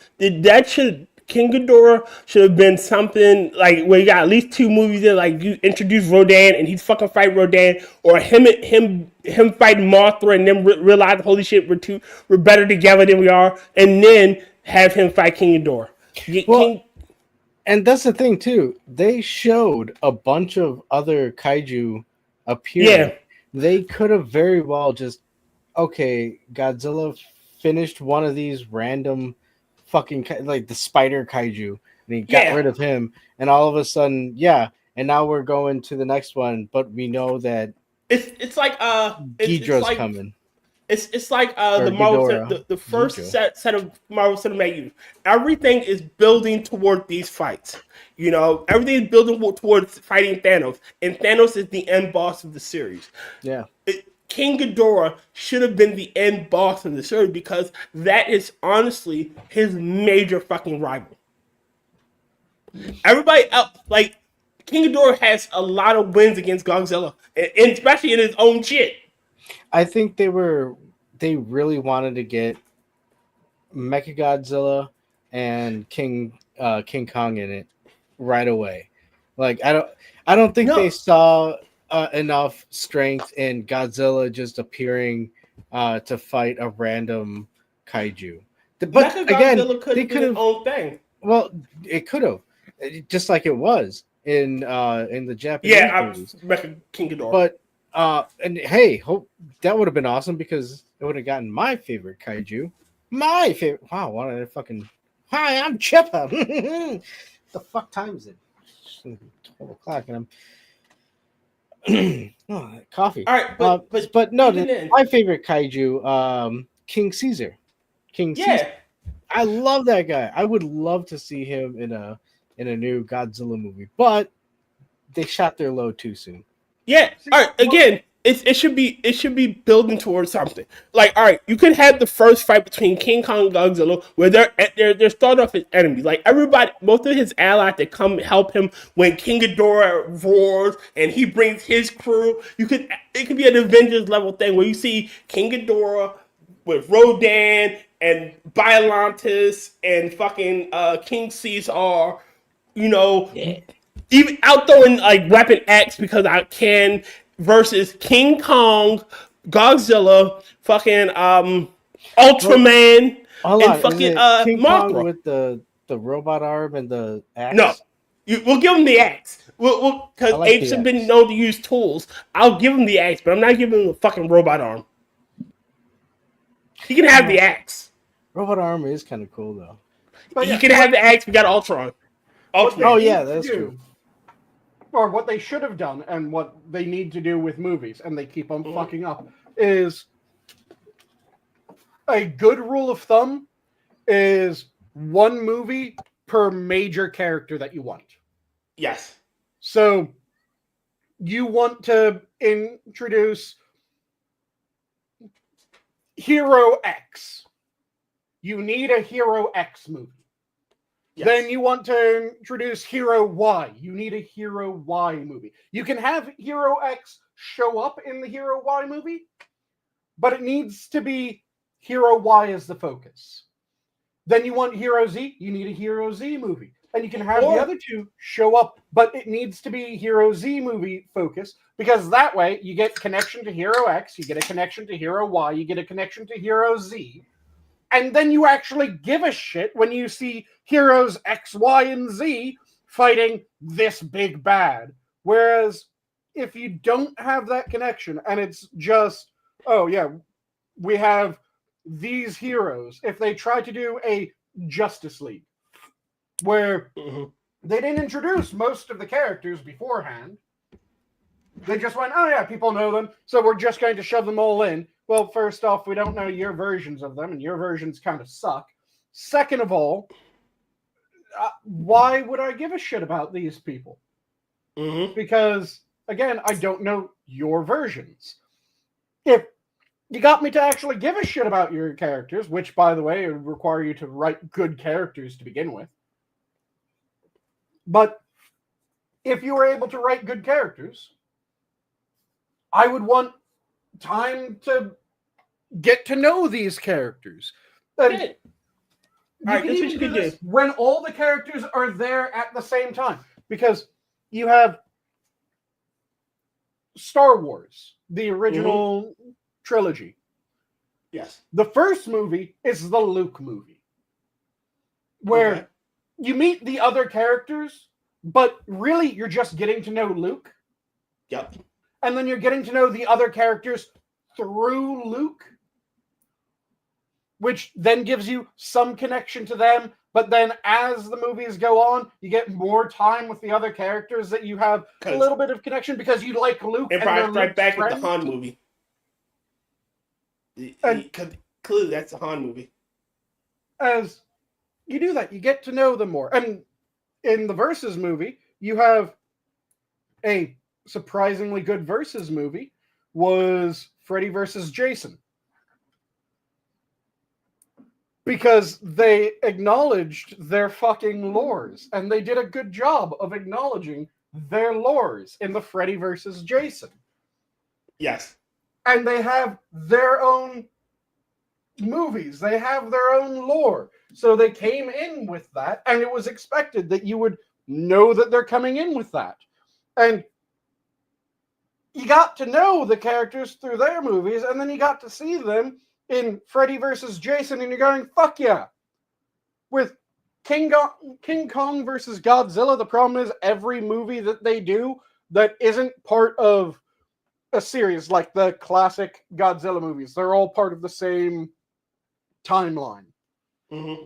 But every new version of it is just that. It is a new version. So the King Kong from the old Japanese movies isn't the same as the King Kong. Well, it's not King Kong. Godzilla from the old Japanese movies isn't the same as the Godzilla from Godzilla versus Kong. No. They want you to have that connection, but the problem is it isn't the same fucking character. Like, they totally chose the motivations. Godzilla movie in order to introduce your Godzilla, and then you need a King Kong movie in order to introduce your King Kong, and then you can put them in the same fucking film. And then you can have them fight each other, and then team up against somebody, and then realize, okay, you have a gradual respect where they agree to disagree. But hold on, they saw the success of the Endgame and the other one, and that's where they were focused on. Yeah, but see, the problem is Endgame had 20 movies. Well, that's the thing. They didn't think to just build it up. They were expecting no, if we just pump it out like this, people are into it. Yeah, fuck. You could have had three. All right, for Rodan, you could have had him where he's the villain of that one because he is evil. You could have had King Ghidorah in his own movie where he is evil. And you don't have to give him large scale. See, the problem is with kaiju, you kind of have to give him the destroy shit. So you could you ever seen the Giant Claw? Isn't that it's an old bird? Yeah, it's an old black and white movie where they say, it's the size of a battleship. But the point is, you could have had something like that where it's not King Ghidorah, it's Rodan attacking, airships, and they can't figure out why the fuck these planes are disappearing or something. Even they could have gone the route with King Ghidorah being like a Thanos type where it's just him. I mean, he is from space, yeah. He is from space. So they even could have done a movie with him at a different planet and just have completely fucking alien people. Yeah, it looks like New York, and it's okay, well, it's an alien planet, so. Oh shit! And you could already set him as this big bad because now you see him destroying. It's just him flying from planet to planet, destroying shit. Fuck it! And at the end of the movie, boom, planet's destroyed. And you see him flying off somewhere else. Yeah, he's going to the next planet. It wasn't even it's not a good person wins at the end. It's King. This is King Ghidorah. This is what he does. Shit, you could set him up as a force of nature. He just destroys shit. Yeah. That's all he fucking wants to do. He is not kind. How He's are we evil. figuring all this out and we're not on committee boards and getting paid thousands of dollars? The We're- thing we're- that drives we're me not crazy is DEI this enough. is something. Oh. Well, No, we You are, qualify. sir. We're both brown. I'm not. Yeah. There you go. qualified. Well, your beard's red. I don't know if that counts. No, that just means that I would be recast in a Oh, retelling. Yeah. You'll be recast as a black woman. Either a black woman or fucking Assassin. Tyr would be playing Sanguine. Hold on, a sassy black sanguine. Oh A my sassy, goodness. a sassy black dwarf. And she cooks. See, look, it's a sat. No, don't just make Sanguine gay. No. He's the gay best friend. That's the other option. They have to either. Well, I'd Well, still yeah, have to that's be good. black because I do have the ginger beard. So Yeah. So, but you just would be be- gay. it'd be I the don't gay know. black friend. Yeah. But but back to the we were saying, like, yeah, like, come on now, you can do this, set everything up properly. Take time to build stuff. Again, you have the Ghidorah. It's not even called King Ghidorah. It's called Ghidorah. And you have Rodan, and you have Mothra, and it's just them because it's not building any of the other monsters. It's just setting up these monsters in this context. You know, you're getting Mothra's backstory where, you know, she starts off as an egg and she's the protector of mankind. And you could even have that she's fighting against humans trying to destroy something precious. And once they realize, holy shit, she's not trying to kill us for the sake of killing us. We just need to fucking go off and not do something. There you go. An environmentalist message right there. You know, stop destroying the earth. Bam. There you go. I don't know if it's taken off because would sassy black sanguine Sue lift?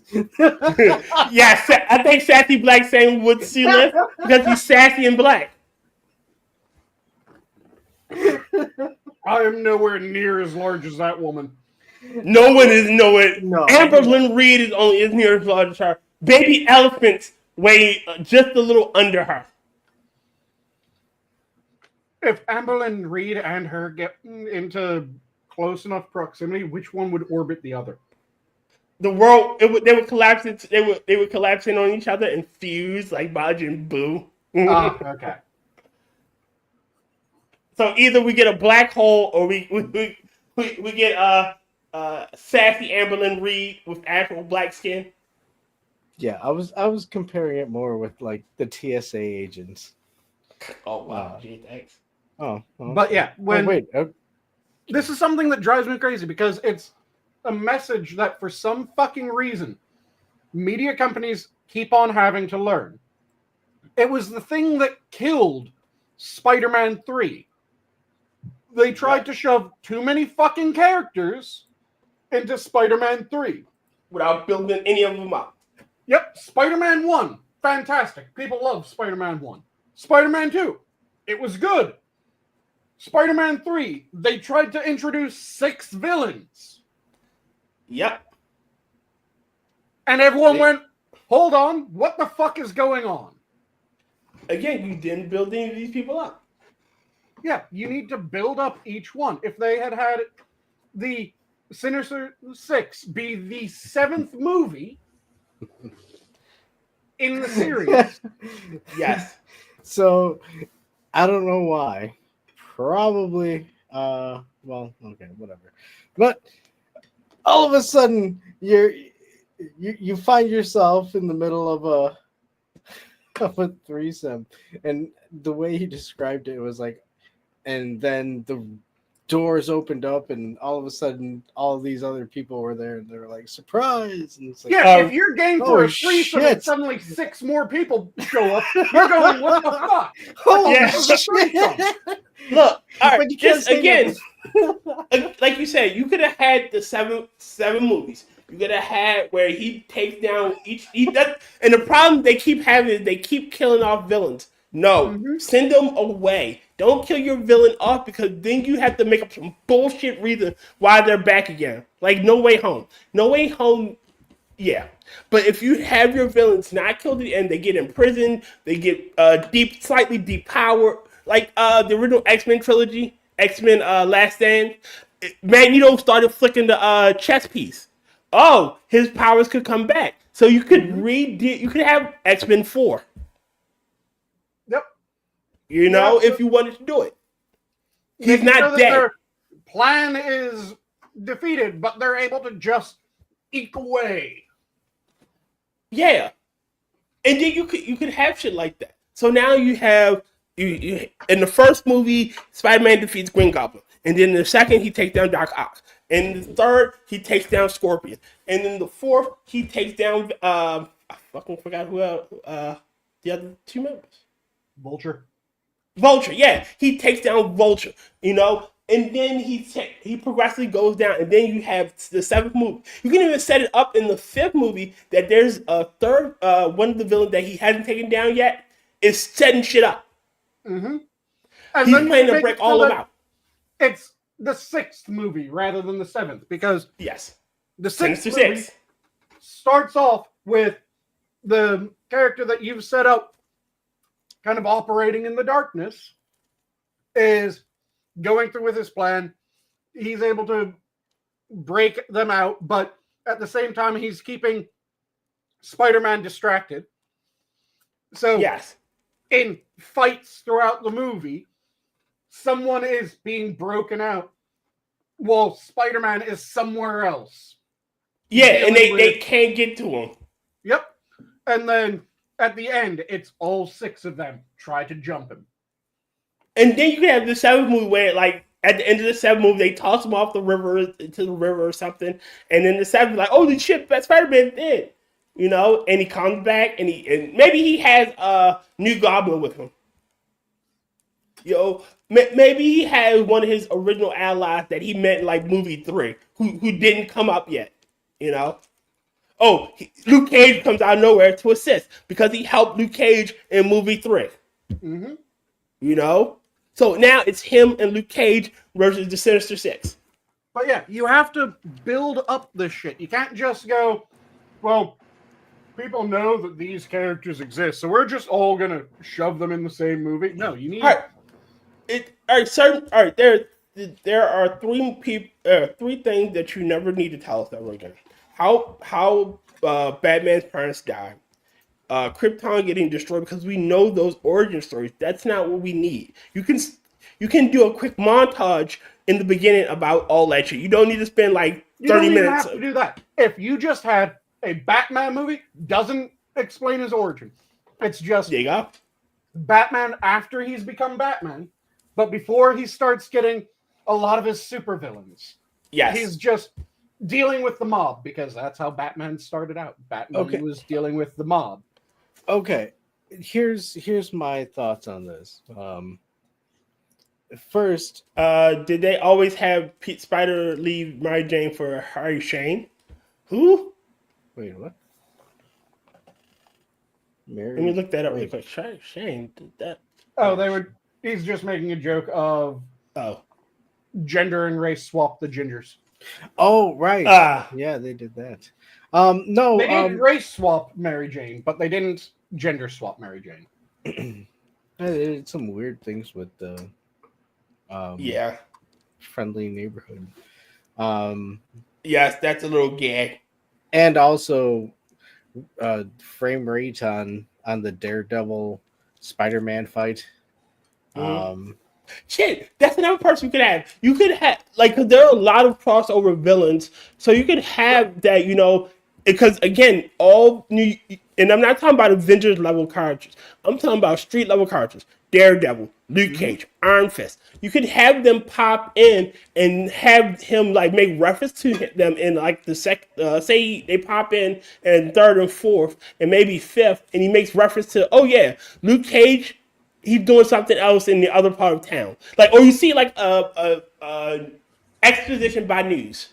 Oh, well, Luke Cage stops criminal in, Brooklyn. And a good way of having it have that crossover is you take a villain like Kingpin.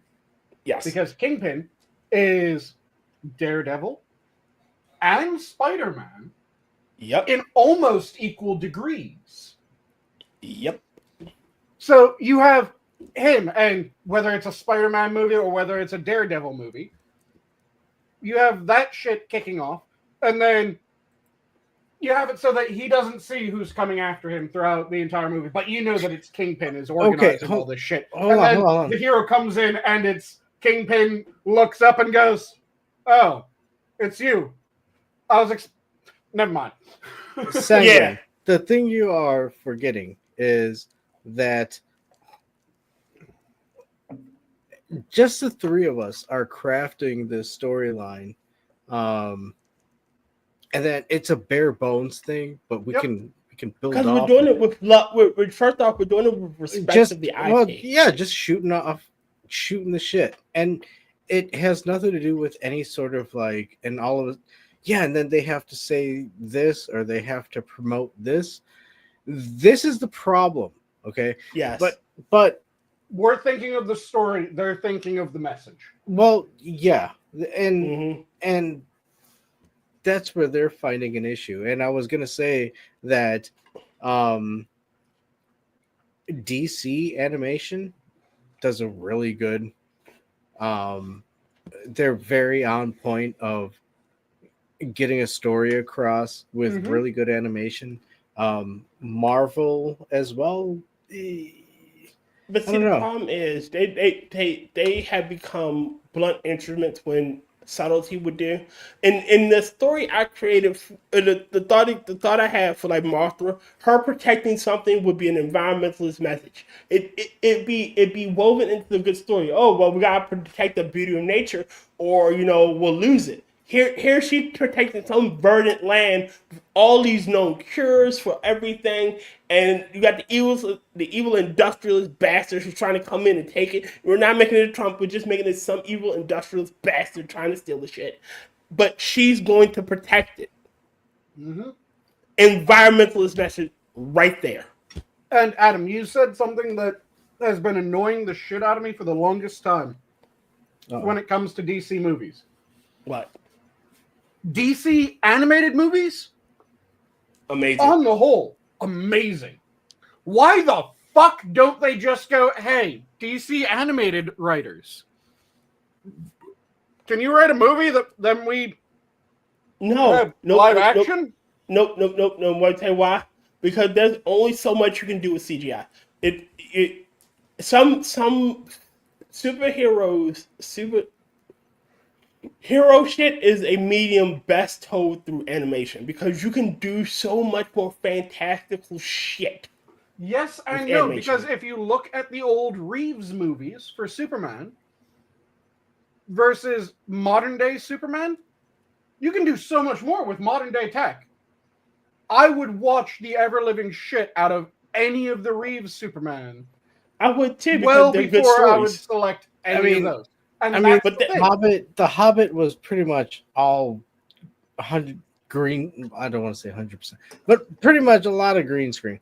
So why not just make it animated? Well, hold on. You can do some of these things. I think the problem is, again, Hollywood.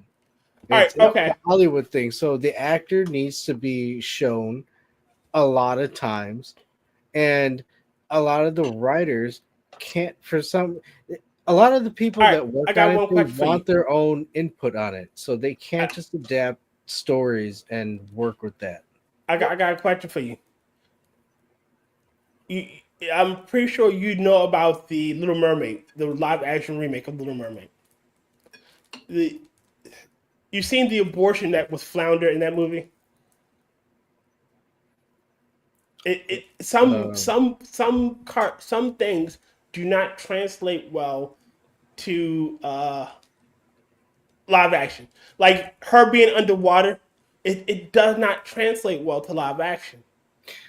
Honestly, if they did it like they did with Sonic, it's odd, but if they did it like they did with Sonic and they made Flounder and Sebastian and the bird again, you might just fucking CGI it. If they made those characters look realistic but cartoonish in a way, I think they might have gotten away with it. Again, Well, but except for at the that fact point, that why they not made just? I don't It know looked about the like rapping Ariel because there was was a that. prey animal. Yes, because her Well, eyes were no. just fucking all over the place. Her eyes were almost on the side of her head. I mean, look. I mean, all that aside, like with the CG on the characters, honestly, yeah, I think going the realistic route. I mean, even with Lion King, if they made it a little bit animated looking, or I guess cartoonish looking, instead of Sanguine, I'm going gonna send you full something blown. so you can show it up. Huh? I'm gonna send Sanguine so you can put this on. Yep. Again, look at that. Look at the expression versus in the cartoon versus the live action one. Again, at that point, you might as well just make it a cartoon. It does not compare. You can see like the horror in it, the fear in his face, or No, right. That's why I said if they went more of a route like Sonic, where it's cartoonish looking, but it's still kind of realistic looking, it it would have worked because it would have acknowledged that yeah, it's a talking fish. But for some reason they wanted to make it a talking fish. they want to make it an actual talking fish other than a And cartoon. that's the same thing like I said just now with Lion King. You it would have worked if you just acknowledged that you're basing it off a cartoon, like an animated feature. And hold on. And one of the biggest one of the biggest fucking points about animated features was the exaggerated features of these characters because you are actually drawing them, right? So you're creating this. It's not just running it through code and making it look like a fish Ugh, talking. God, Jesus Christ! You're Sanguine, drawing it. See, So what they should have done in order to get the Nightmare face to Fuel. float. Oh, I was about to show you what animal they should have made Flounder rather than keeping him a flounder. Because they could have given him a face as this. Oh, blobfish. Yeah, Clearly, they should have gone blobfish. yeah, but look at share minds. I got nightmare fuel for you. Again, at this point, if you're gonna make it look like this, at this point, just fucking make it a cartoon. Like See, honestly, it just I make it a just don't cartoon. get why they had this need to make a live-action Disney movies. Running out of ideas.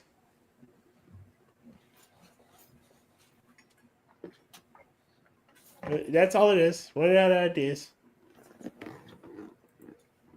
Do you know how many stories and myths and legends they haven't touched? Yeah. what? No, If this is going to be Flounder. Disney made its bank off telling classic stories in an approachable manner. There are scores more stories that they could go and they could tell. This will be Flounder in the future. Glorious. There you go.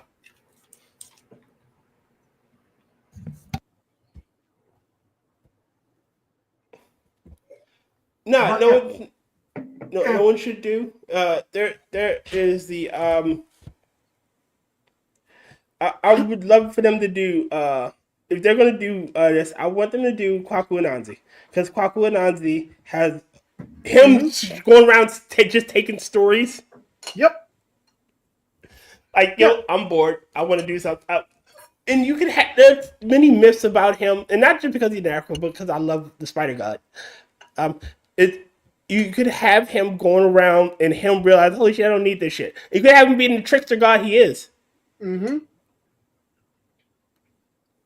You know, again, and that's the thing that drives me crazy. Rather than changing the race of a established character, you want a black princess? Go for an African legend, an African folk story. and tell that story. Have that princess or tribal chieftain's daughter be. Hold on. Lodi said because it made them money before, they want the money. That's why they make idiotic sequels. Yes, there are a shit ton of things that never needed sequels and because they make them, it goes straight to DVD and never gets seen again. Fucking Aladdin has 4 sequels. Mm-hmm. The problem is though that is diminishing return. Mm-hmm. So you make the original. It takes a good amount of hard work. It takes a good amount of getting the story right. And it does very, very well. So you make just a cash-in sequel, which Disney has done countless times.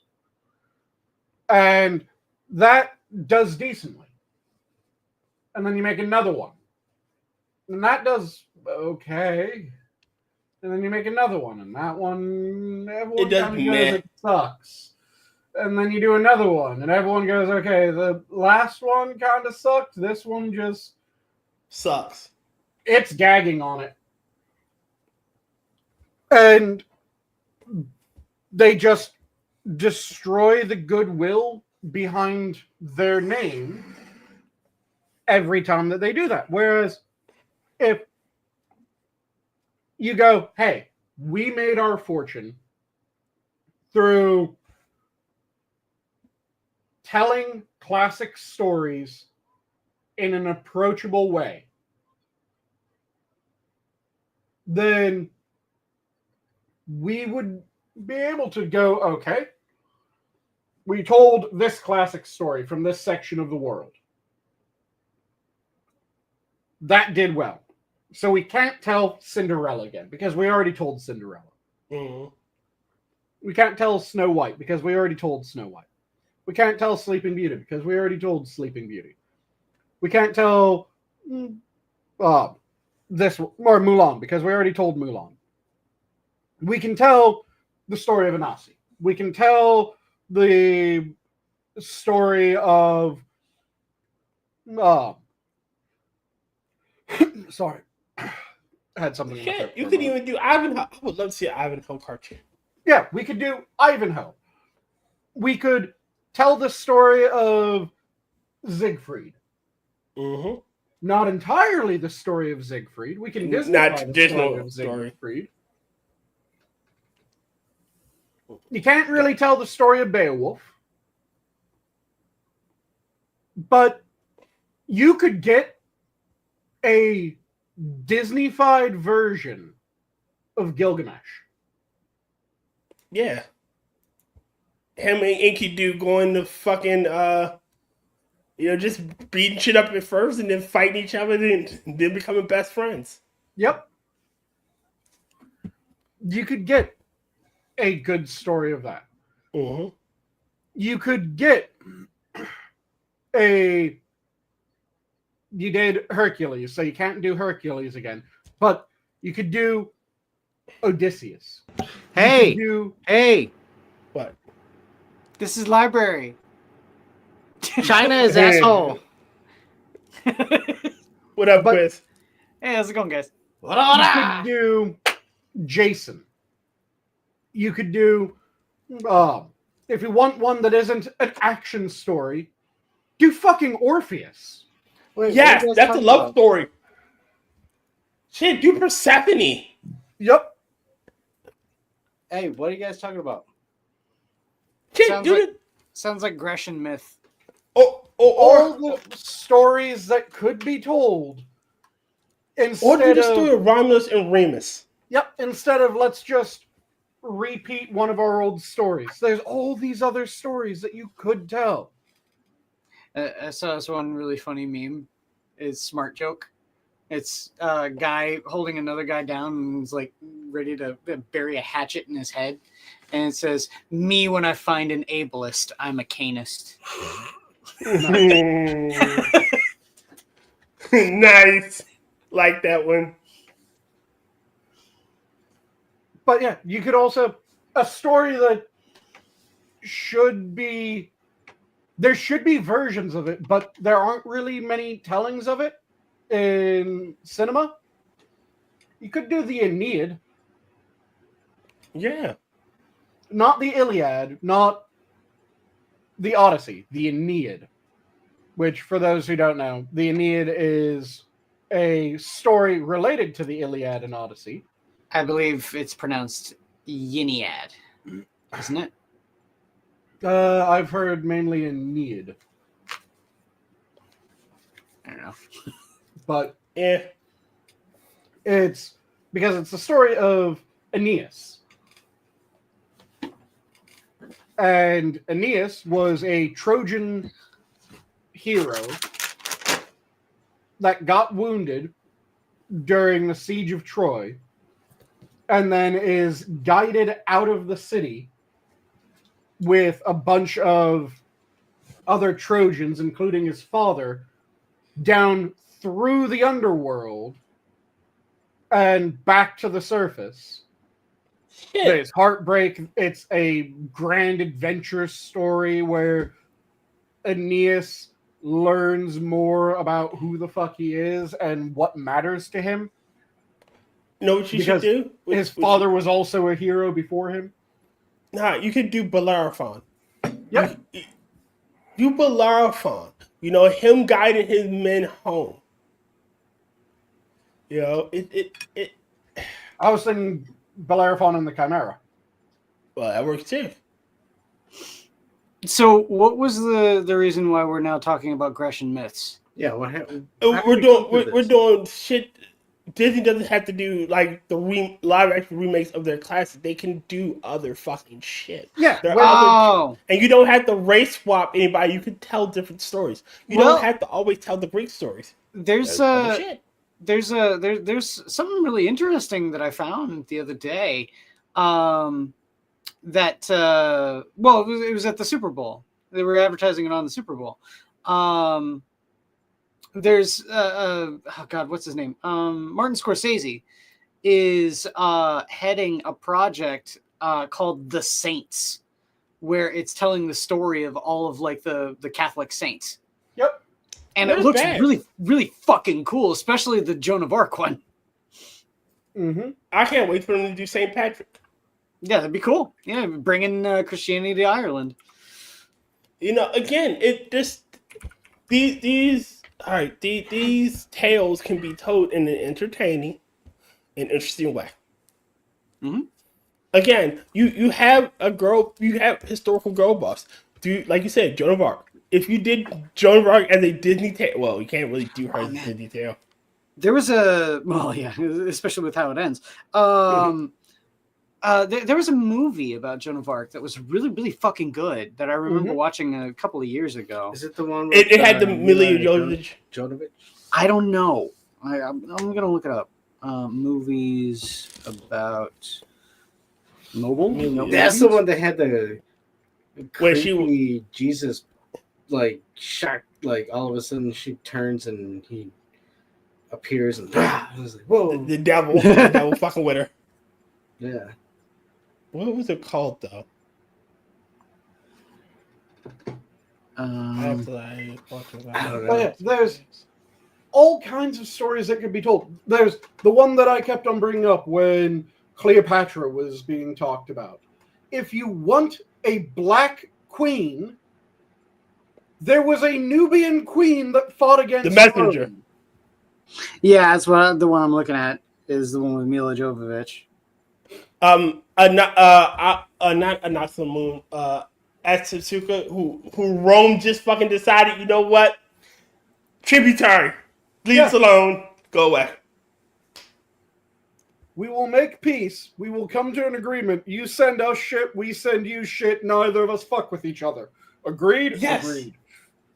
They honestly, like, you know what? It is more hassle to fight you than it is just to give you what you're asking for and go the fuck away. All right, fine then. Here, take it. I don't think it was the Mila Jovovich one. I'm thinking of the Joan of Arc 2019 film. You made 2019? Directed by Bruno Dumont. And it was screened at the 2019 Cannes Film Festival. Ooh. So it's French. Ooh la la. Yeah.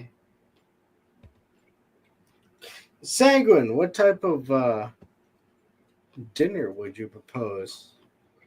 What I your mean, mom? She kind of looks like Joan of Arc. Oh yeah, she does. I would say that's one of my favorite things. Talking about using stories, like old ancient stories, told throughout the ages as a basis for a lot of modern stories. You don't even have to go so far as to like use it for like a retelling of like the Iliad and the Odyssey and stuff like that. Use those as like a basis for it, because one of my favorite stories in Warhammer is about the living saint, Saint Celestine. Yep. And the whole thing about her is it's straight up a 1-for-1 Joan of Arc story, because Joan of Arc just transported in a different setting. Joan of Arc went and found Charlemagne's tomb and came out with his armor, and that was why she was able to defeat the English, in so many battles, when the French normally would just get steamrolled by the English. And that whole thing is mirrored in Saint Celestine going down into Saint Catherine's tomb and donning the armor of Saint Catherine. It's very, like Warhammer definitely takes it from a lot of generalized European lore. I mean, but like you said, there are tons of others. What I would love to see? This is. They would never do it because it's fucking long, but I would love to see All Men Are Brothers redone as a modern story. It is literally a band of bandits in the mountains of China, band together to tell the government to go fuck itself. It's all it is. It's the Chinese Canterbury Tales. It is a shit ton of smaller stories that culminate into everybody getting together. Like, you know what? Fuck the dynasty, fuck the emperor, and fuck y'all. Come at us on our fucking mountain, and we will beat your asses. And they fucking did. Well, you know exactly what that would be turned into, right? Something black. Blackity black, blackity black. Oh, it would just be turned into the same shit that they turned Robin Hood into. They did not get the essence. Oh my god. Robin Hood was a fucking noble. He was Robin of Locksley was a noble. Yes, he was. Depends on the version. But the more common thing is he's a noble, and he was most common protecting. One is that he's Robert of Locksley. Yeah, but he was protecting. It wasn't him being. It was him being benevolent as a noble because he felt it was his duty to protect the commoner. Yeah, especially in his realm. Yeah. Yep, yes. And he wasn't stealing from the rich to give to the poor. He was stealing their shit back. He was stealing from the government that was overtaxing the populace. Yes. I mean, granted, he probably if Prince John had honestly been a fair tax, he probably would have supported him. Okay, you're not overtaxing the people, you're not being a dick. Fine, man, you have my support. But the moment it was him like, oh no, the good King Richard wouldn't have allowed this shit. Cut it down, but nope. Okay, I guess I gotta steal it back. Mm-hmm. And the Robin Hood lost the essence of that. It became Trump versus the little man, and she's gay and bisexual and somehow this tiny little black girl is the best fighter on earth and can take down big strong men and everybody of any importance, like the Sheriff of Nottingham is a fucking woman, and she does not have any. Breathe, dear. You know what I'm really kind of sick of when it comes to a lot of like fictional stories? Race swaps. Girl power. Mm-hmm. Oh, I'm pretty sick of girl power. Particularly unearned girl power. Yes. No. Because technically you could say that, like, in Aliens, that's a girl power. But that's not really. earned. I wouldn't say No. that In the that's second girl movie, power because like Ripley being a woman is incidental. no, honestly, in the second movie, it is because of girl power. She protects Newt because she's a child and she's weaker than her, and she had that female instinct to like, holy shit, I'm going to fuck this thing up. I didn't see it more of like She mama bear. I don't see that as a mother, mama bear sort of It thing. is. I thought it was more along the lines of the fact that she is missing out on the fact that her kid grew up and died while she was cryogenically frozen. I still see it as her motherly instinct to protect something smaller and weaker than her kicked in, and it because she is a mother and she lost that chance that she went all in on Newt. Do you not think that a father would do something? Oh no, I'm not saying it wouldn't he wouldn't have done that, but it is the movie is more impactful because it is literally two mothers going at it. The alien mother and the have something against fathers. No, but I get shit like that on fucking Twitter, dude. Fuck that. No, I'm just saying. I'm just saying the juxtaposition between a human mother and a power loader versus the alien mother with strength going at it. It is literally two women fighting. It is the ultimate cat fight. I don't know. Like I said, I always viewed aliens as like, gender is like irrelevant. Yeah, is completely irrelevant. Mm-hmm. Yeah. I mean, because you had I forget the chick that played Rodriguez. Vasquez, you mean? Vasquez, my bad. Yeah. But she was kick ass. She's played many Rodriguez's as well. So, but it's one of those things that if it's unearned, it pisses me off. I have no problem with heroines. I have no problem with them kicking ass and taking names. They have to fight, and it has to make sense how they're winning. Because if you show me a Sanguine. 5 foot, 100-pound waif of a woman that is going blow for blow with a 6'4" titan of a man, fuck no, that isn't happening. He hits her once, she's dead. Sanguine, have you ever seen the anime called Shadow Skills? I don't believe I have. All right, quick primer, and this is explaining why I'm saying this. Or scales? No, skills. Skills? Oh, skills, no. All right, so in this anime, the main character is female, and she uses a technique called the Shadow Skills. Now, it's part of two schools, and it was born from the slaves. The male slaves had their hands and could use their physical strength, so all the front skills are punching, using your upper body. However, the shadow skills were the style created by the female slaves who they couldn't use their hands, so they used their legs. They kicked. They could jump around and dodge shit. They used their only abilities to their advantage, and they created a martial arts behind it. Now, I say this to say female heroes should play to female strength. They shouldn't be trying to physically fight a male. They should be trying to tire him out. Yep. Yeah, if there was a action movie where the woman was dodging and slipping and just getting in pot shots, getting in a stick here, a stick there, and particularly when a woman will fight dirty. Nut shots. Nut shots. Like, you guys, of course, know Cynthia Rothrock, right? Of course. Yes. In a lot of her movies, she's being extremely agile. She isn't just soaking hits in a fight. She will dodge, she'll jump around, she'll nut shot a son of a bitch. I mean, yes, she will. She can go toe-to-toe with a lot of dudes, though. I mean, she's built. She can, but even though she is rather muscular, still, when it comes to her fights are typically she'll dodge, she'll block in a mechanically sensible fashion. It won't just be she's standing there trading blows back and forth. She's dipping and dodging and just punishing her opponent every time that they don't recover fast enough. Yeah. Again, play to female strengths. Yep. Females are agile and up. Yes. Red Feather says evasion is the best defense for a woman. Yes.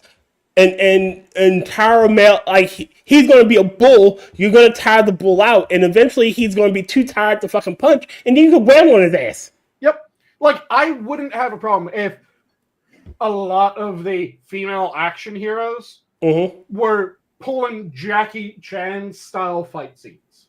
And just where they're running and fucking fleeing and then returning for kicks and shit. Yep. Where Jackie Chan is normally the much smaller man in his fights and the much weaker man in his fights. So what he does is he dodges, and when he doesn't dodge, he gets punished. And you see that, particularly in the big ending fight of the movie, where he will take a hit that nearly downs him for a bit, and it takes an effort to recover from it. And then he does. I'm not necessarily. I don't necessarily think I agree with all of that, like all of these assertions either, because Which ones? All of them. Because I think that a woman playing not to her strengths can be fine in the realm of fiction. Yeah, and all right, when you're doing superheroes, superheroes. I was saying, if they have a power set, yes. But I'm talking about Superwoman.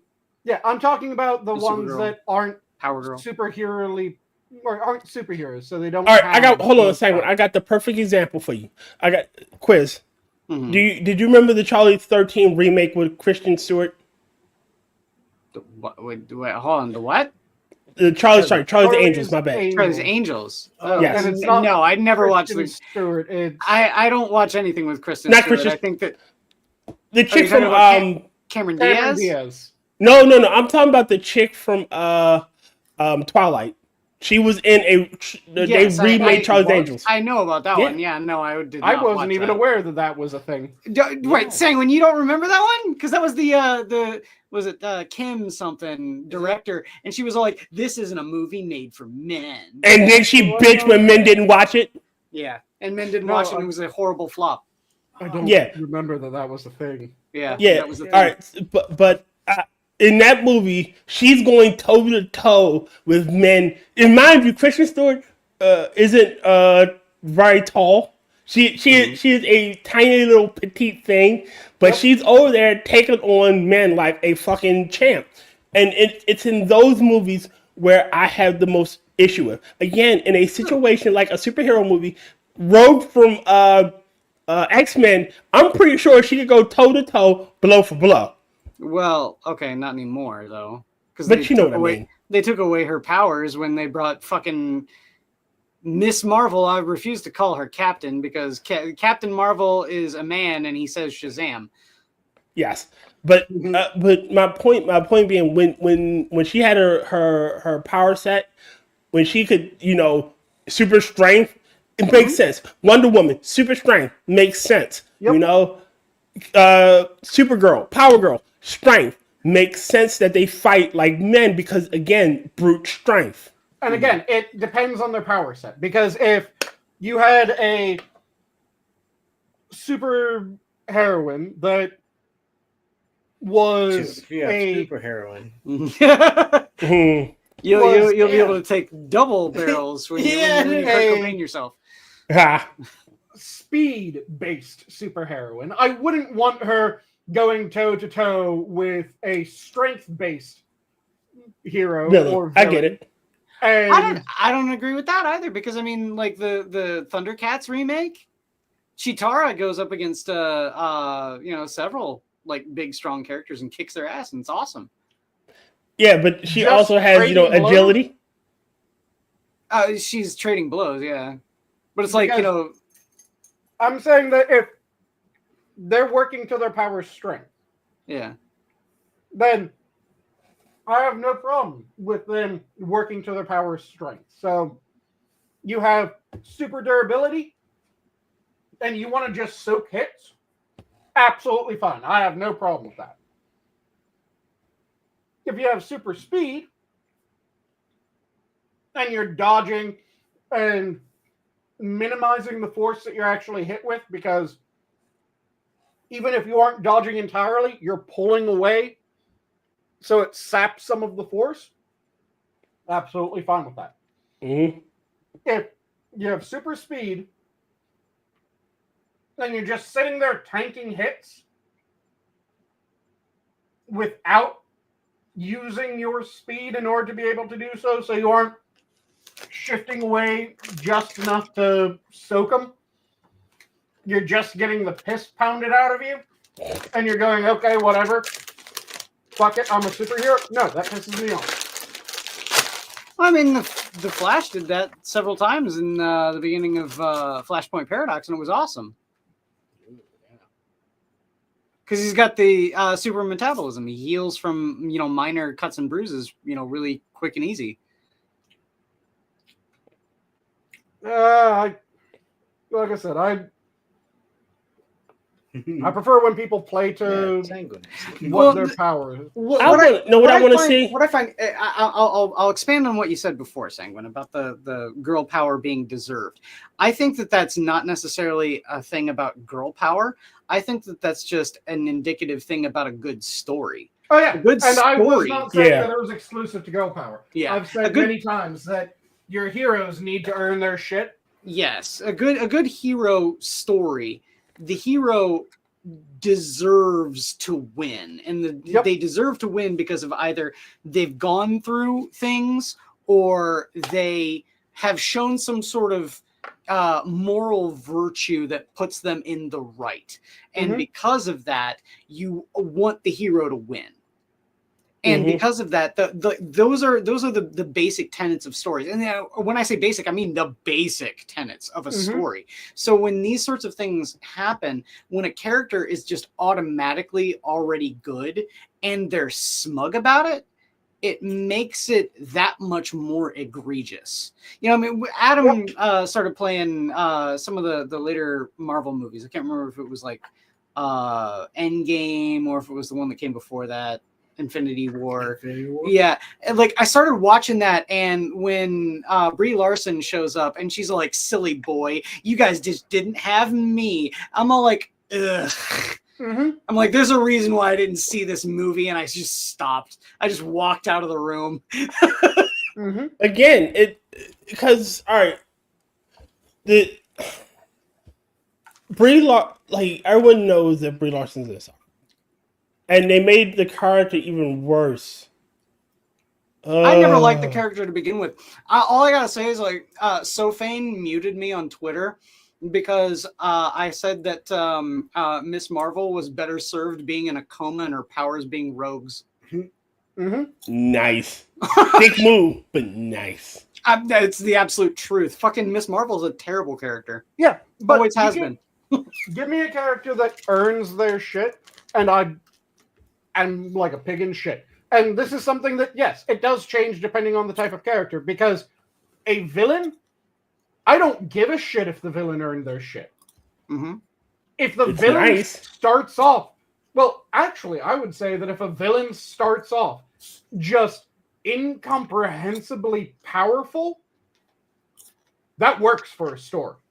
Sure. That works amazing. The villain being powerful and the villain like winning up to a point is fine because it shows that there are stakes and it shows that there is a challenge to overcome. Yep. That's why I say, like, it's funny when Injustice came out, and I said before how Injustice was like one of the best Justice League stories I've ever read. It was the fact that Superman by himself, he can be a good character in the hands of a good writer. There's not a whole lot of good writers that write for Superman. Yeah, the problem is that you need to know what you're actually dealing with. It isn't a hero that you challenge physically. It's a hero that you challenge mentally and emotionally and morally. But see, the thing about it is that he's set up really to be a villain, because I think they handled it perfectly with the whole, having him having the Joker do all of these horrible things to him. You know, dosing him with the fear gas, him thinking he's fighting Doomsday, he's really killing Lois and their unborn kid. Oh, talking about Injustice. Yeah. Injustice, yeah. Oh, Like- you know, listen here. All of these things. This is my call out because I think Tyr, or not Tyr, sorry, Tyr. Terry? Wow. Yeah, Terry. Well, no, I wanted to stretch it out. So it was okay. Tyr, but it was Terry. Terry. I wanna, Theory. yeah, I Calling want to you call out, out brother. to Terry, brother. Let's play some Injustice.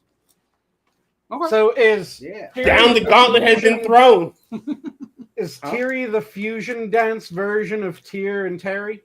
Yes. Holy shit. yeah. Oh God, no. What? And the question is, was it a correctly done fusion dance, or is this their fucked up fat version? This is how fucked up fat version. Or was it the earrings? Nah, because I would never put it. I don't want to look gay, so I would never put on the earring. Too late. Dude. Okay. Holy shit. Back in high school, I had a friend who was of Chinese descent, Okay. and his mom was like a first generation immigrant, Okay. and she worked at this like seamstress sort of place in town. Like she owned the business. But it was so funny because like she had these mannerisms of a weird Chinese lady. And I remember one time we had this stoner friend, and he would always supply everyone with weed. But he came over there once, and we called him the big fat hippie. Because he wore tie-dyed shirts and all. He was very stereotypical hippie, but he had earrings in, and she just came up to him one day and just kind of like grabbed the side of his head and just goes like, "What is this? What is it? You wear an earring? You gay? You fucking gay?" And we all just died laughing. Nice. Like your friend's Fucking mom. gay? They dankly earrings? Huh? Were they dating? No, they were just like a hoop. That's all. Why is your friend gay? Oh shit! I just noticed the time. Oh crap. Yes, it is. It's after It midnight. is nearly 1 a.m. here. Mm-hmm. Normally, people have to dip. So, should we go around the horn? Sure. Who wants first? Passionate about Sanguine, devour him. Don't let Sanguine devour you. You have no choice in the matter. Sanguine will feed. If I hunger, I will feed. And he will return to his people. Yes. So just you tried to come after me in the middle of a lake.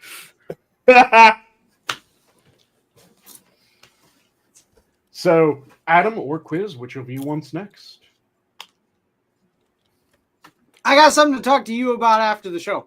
I got something to say. Boom, boom. I met your mother today. Got a mother much to me as long as she's led. Boom, boom. I have no clue what the hell they're singing. That's some Misfits, and you're gonna get Oh yeah. fucking. Educated. No, you're gonna get what is it? Struck, copyright struck. Oh, yeah. Nah, sucker. You don't sound like Danzig though. No, I don't. But hey, check out AJ's Arcade tomorrow because we're gonna be watching Jaws 2. No, that's right. Yeah, Yeah. we're watching Jaws 2. I've never seen Jaws Dun, 1, dun, dun, but What? dun, we're dun, starting dun, with Jaws 2. You're gonna need a bigger boat. dun, Oh, dun, dun, shit. dun, dun, I played Jaws on the NES, so Oh. I think I'm well ready. But check us out there, and thanks again, Sanguine, for letting me join. Mm-hmm. Always fun. God bless. I love y'all. I will attempt to be on time. Oh yeah, you're getting there. No. I've got a whole bunch of stuff going on. So Yeah. dun, dun, And dun, I'll dun. leave off with courage and perseverance have a magical talisman before which obstacles vanish into air. And with that, have a good night, all. The zoo is closed. Red Feather said, "Ugh, Kristen Stewart is a terrible actress." when the best she can muster for a romantic interlude is looking like she's about to throw up. Yeah, I think she's pretty terrible. Wait a minute. Ryan Coach said you already look gay here. You'll be fine. Thank you, Ryan. He said the same thing I did. Thank you, Ryan. At least you understand. I think Sanguine said we're close. Wait, I want to show you my true face before I want to show you my true visage before you shine off. This is what I really look like. Hold the door. Oh no! Boulder boy. We're gonna get copyright struck. That's my real face. I'm sorry. I know I'm hideous. But yes, have a good night, all. The zoo is closed. Bye, guys. And now I click this, but it takes a couple seconds, so